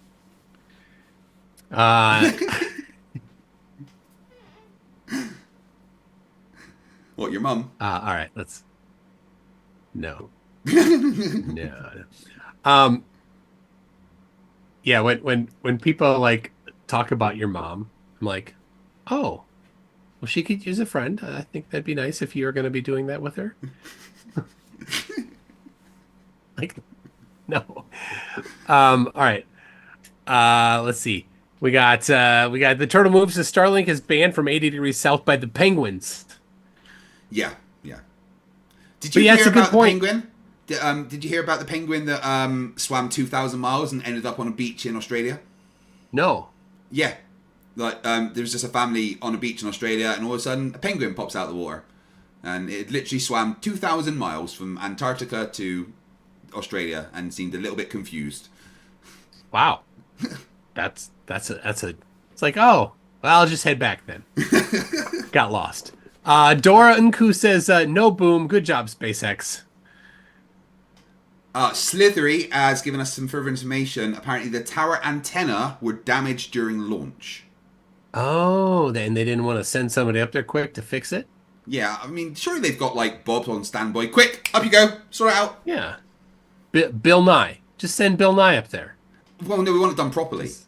Just scramble on up. Oh, that's true. Do you not remember when it was the NASA barbecue and they let Bill Nye cook the burgers? Do you not remember how bad that was? Oh my gosh, 75 people got cancer and died at that barbecue. Yeah. That quick. It was turbo hyper cancer just because of Bill Nye. I swear. All right. Dave McKeegan says, I wonder if the banana survived. And then Albino Bad Guy says, that can't be PhD Tony. He hasn't lost his cool and yelled at anyone yet. That's a good point. I'm going to end the poll. Do you hear PhD Tony? Poll says 71% yes. Yeah. No are 28%. Who said no? It was definitely PhD Tony. We need to actually find out. He should be asleep, man. I know. And then Darkstar 4400 says the banana gave its all for science. Mm-hmm. I've got a really nice flat earther in the chat here called Cleon Jammonson. FTFE. I hope you lose your leg, liar. I hope I lose it too. I'm just waiting on the NHS. Oh, I know. Thank you for the well wishes. Cheers. Oh, I'm hoping it happens sometime soon. So yeah, thank you, bud. I appreciate it. Who is it? Cleon Jamison. Cleon Jamson. Cleon Jamston. Wow. Cleon Jamson. Yeah. Is that the real name, you think? I know, it sounds like a fungus. It does, but I don't know. I'm sure that this flatty will be wanting to come and debate you. Oh no, they'll run when you mention debate. Although I am, I'm supposed to be debating Matthew Harrikim in the next few days, maybe this weekend. Hakeem? Yeah, him. And then I've got Angel on the 15th of December. Me and Max are teaming up against Angel and Flat Earth Aussie Jesus. Oh, gross. Yeah, I know, right? I feel sick. I'm literally, here's my plan, right?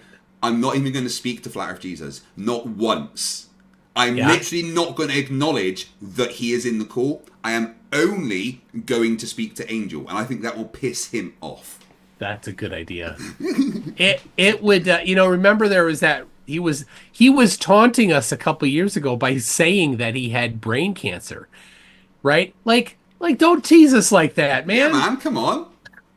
At the moment, if you look at his channel, he's been going through a bit of drama with his landlord. He's physically attacked his landlord.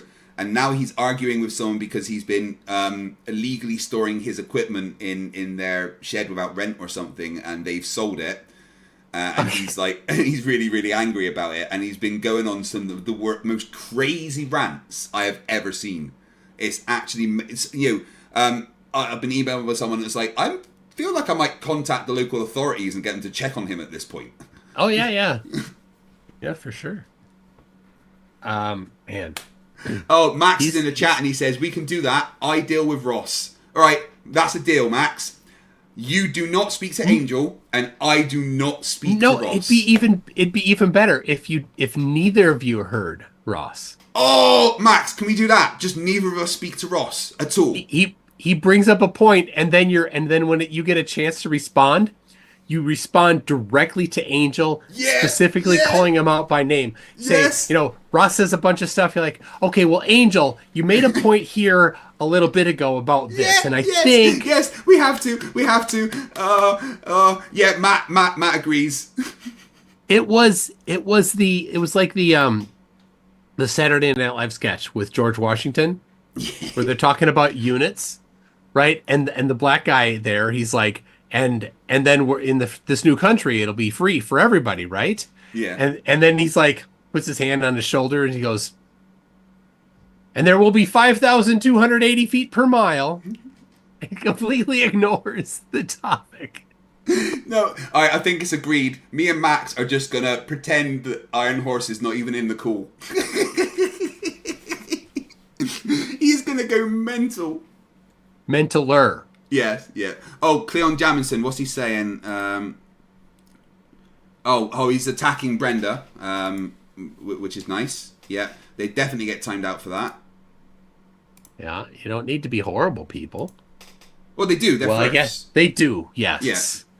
Yeah. You've got to remember that the Venn diagram of flat earthers and dick flutes is just a circle. Yes. Albino I Bad do Guy, have $5 says, when you get your leg surgery, you should keep it preserved and then beat your neighbor with it.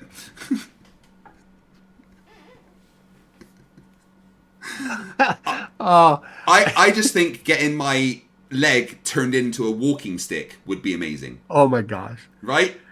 Or I like the stories of like zombie movies where like you rip off the arm from a zombie and then you use that arm to beat away the other zombies. I'm liking the fact that I will have a detachable leg when I get my prosthetic. So if someone tries to attack me, I'll just take off my leg and hit them with it. Yeah. and then there's a little cubby, and in the cubby you can put your weed in there. Well, you don't think I've planned that already? Like this leg, right? It's gonna have like mobile Wi-Fi. It's the whole leg. It's gonna have like RGB. It's gonna have like compartments. It's gonna have a stereo in it.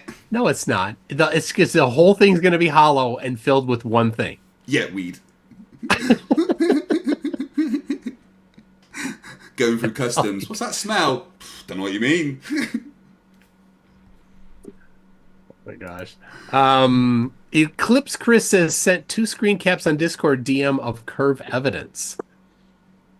Well, let's have a look. Max says that I should make my leg into a giant bong. You suck it out the toe. Oh my gosh.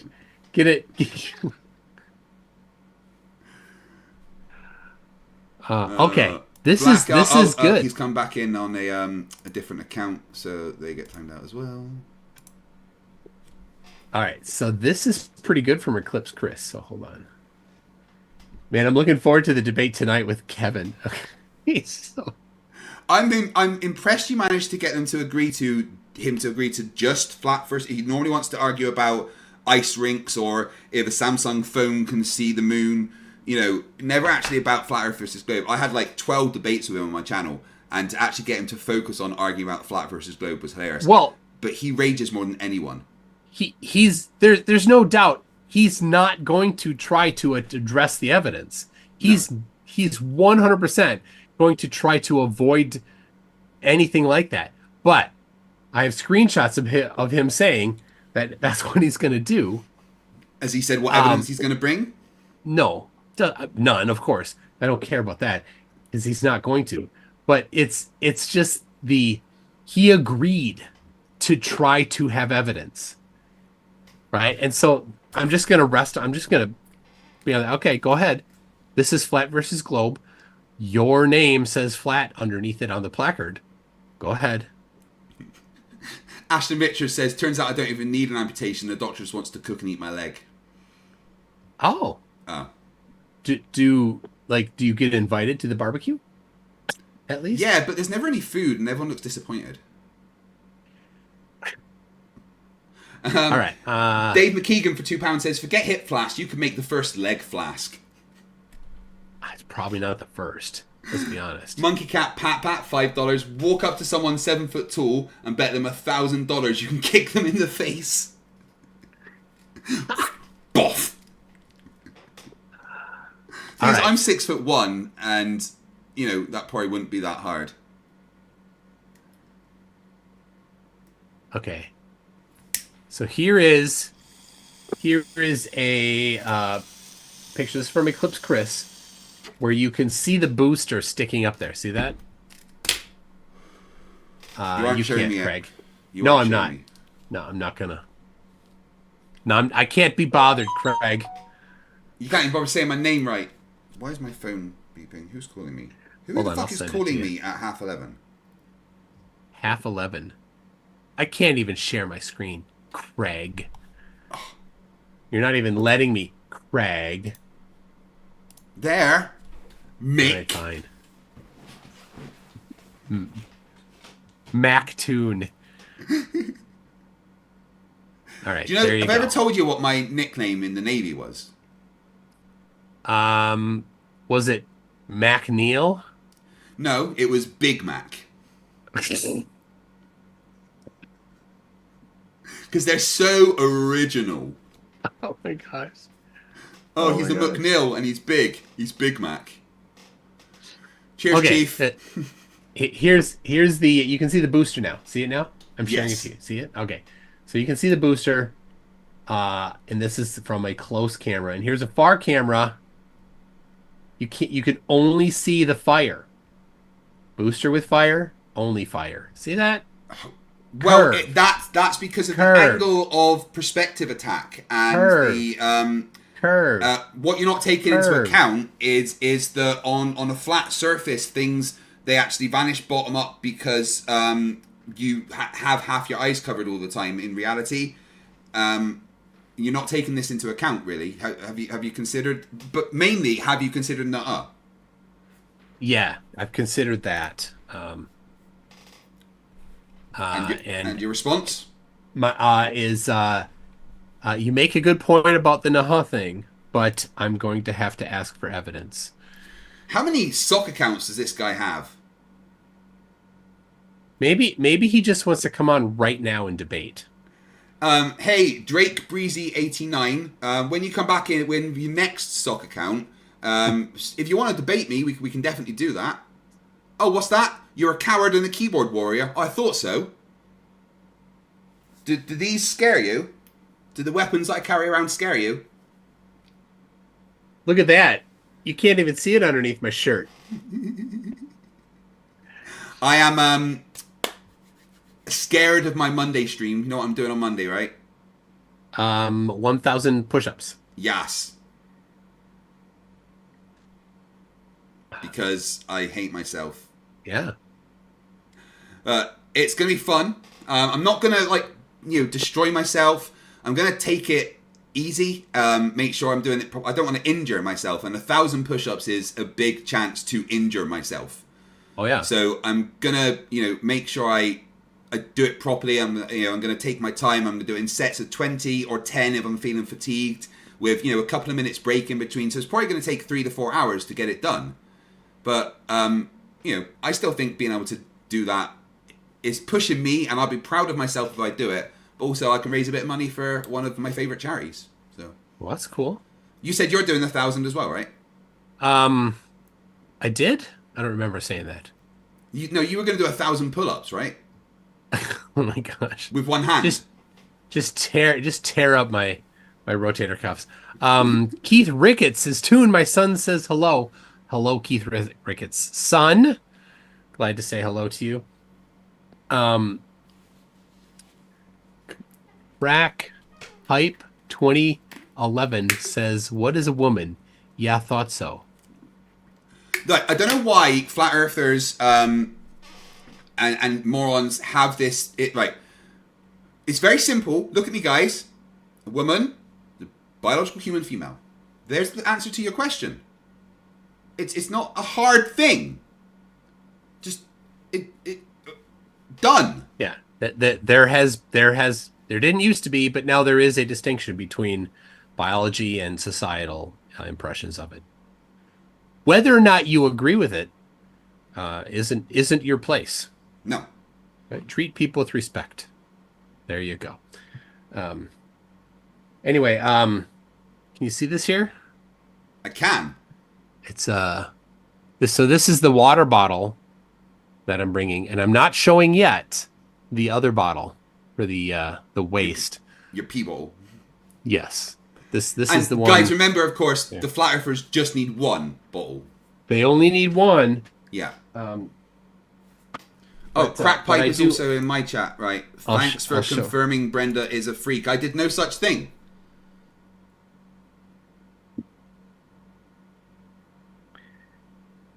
Yeah. The societal and the biological sometimes are not in sync with each other. That's transgenderism isn't a new thing, and it's not a freakish thing. It's a thing that exists. Now it's a fact. You can't change biology.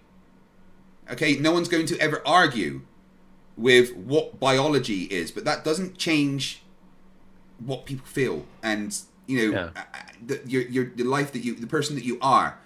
And it's about respect and adapting to the world we live in. No one's forcing you to to agree with 57 different genders, but there's nothing you wrong. You don't have to agree with it to treat people with respect. Exactly. And what's interesting is a lot of the people of that persuasion tend to sort of kind of, but not really, have some sort of a biblical drive behind it. But if you look at how Jesus treated people, he was nice to them. He was nice to those people. The people that he had an issue with were the holier than thou religious leaders. He didn't get along with them.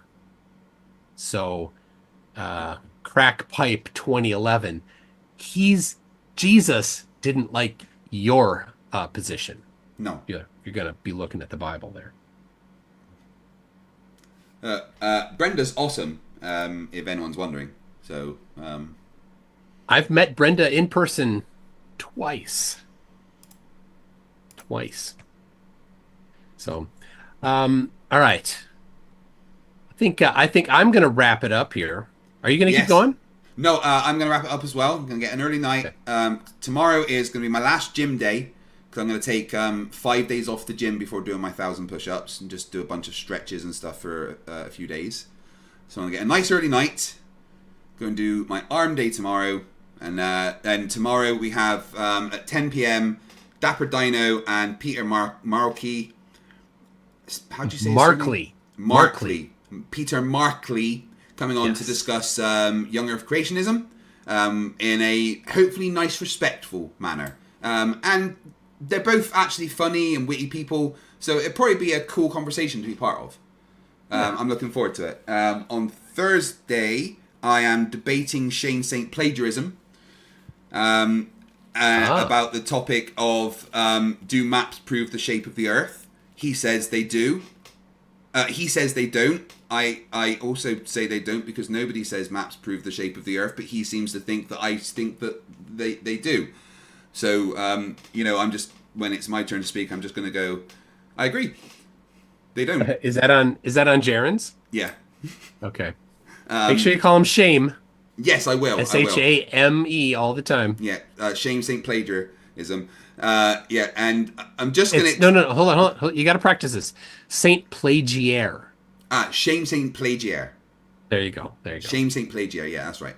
And then I'm gonna listen to his nonsense, and then I'm just going to say, okay, here's what you're wrong about, but you also just strawman me because I don't hold the position you seem to think I do. That's because you don't understand the globe. And then I'm going to let him talk a bunch, and then once it's my time, I'm just going to insult him for a while. Yeah. I've got a couple more super chats here. This is for you. PJ says Craig needs to turn that leg into a lamp. Obviously, that has been a popular suggestion. Like I don't actually know what the rules are in the UK about keeping medical waste. Can you? Like, I wonder if many people say it to the doctor, like, once you're done, can I have that? You know. I'm gonna preserve it. It's mine. You can't have it. Oh my gosh. Man, that's at least 6 stock accounts they've got. I want to taxidermy the leg you chop off. Monkey Cat Pat Pat says, "Hey Craig and Toon, you funny and smart." Thank you. Thank you. Miracle says apparently you have to claim religious reasons to keep the leg. Right, I need to find out a Pastafarianism reason to keep my leg then. Oh my goodness, yes. Oh gosh. I was instructed by the flying spaghetti monster to keep my leg. There we go. Done. In a dream. Yes. That was written down by somebody else. All right. Icy Spin has updated the picture of me that this is what I will look like. There's just a lot of truth to that. I'll share it to you, Craig. There you go.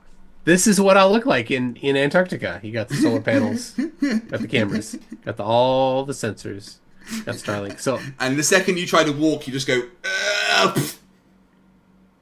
Seriously, I have all of that. Yes. Yeah, right. You've got all of that, but Witsit's literally turning up in his shorts and a t-shirt.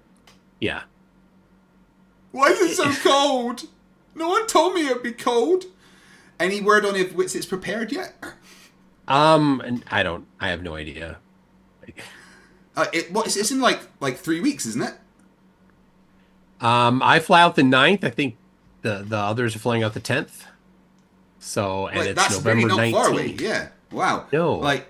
It's 21 days. So if he hasn't done any preparation, like, I don't. Well, I mean, you need to get your cold weather gear, and so, Will is paying for that for them. I think it's being shipped to them, so they gotta, they'll have to go get it. I still think that I don't know. That Witsit's going to find a reason to not go, and then fight the contract of having to pay for it.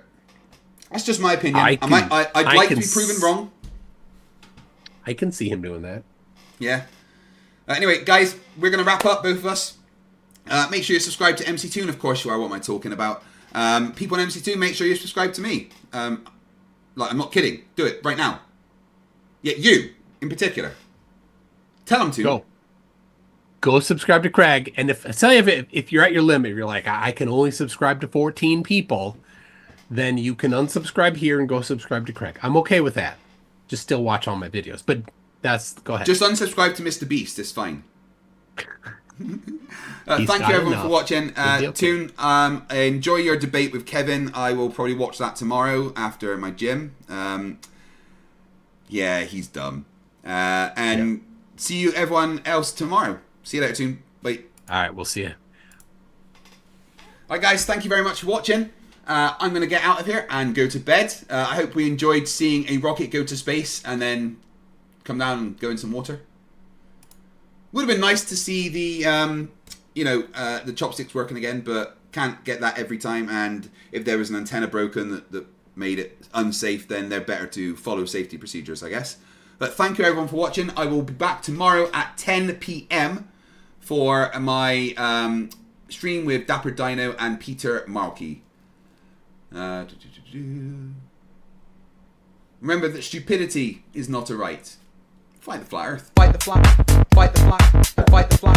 Fight the flat. Fight the flat. Fight the flat. Fight the flat. Fight the flat. Fight the flat. Fight the flat. Fight the flat. Fight the flat. Fight the flat. The Craig. Fight the flat. Fight the flat. Fight the flat. Fight the flat. Fight the flat. Fight the flat. Fight the flat. Fight the flat. Fight the flat. Fight the flat. Fight the flat. Fight the flat. Fight the flat. The Craig. Hi, my name is Nathan Oakley, and I have been lying to people about the Earth being flat for a lot of years. I did this to hide the fact I have a small penis. Shut the fuck up, you cunt! I'm a dumb flat earther, and I don't understand science. Official Flat Earth and Globe discussion. We got 140,000 members in there. The group was just deleted a few minutes ago. No! When I was a young boy, I grew up on the farm. I'm a country boy. And I used to fuck the cows and the pigs. I used to fuck the pigs, and the cows would come, and I would pat them and look into their eyes. Pigs look gorgeous, and cows are beautiful. I love the look of cows. I want to be a urinator. This morning, I went to the toilet. Level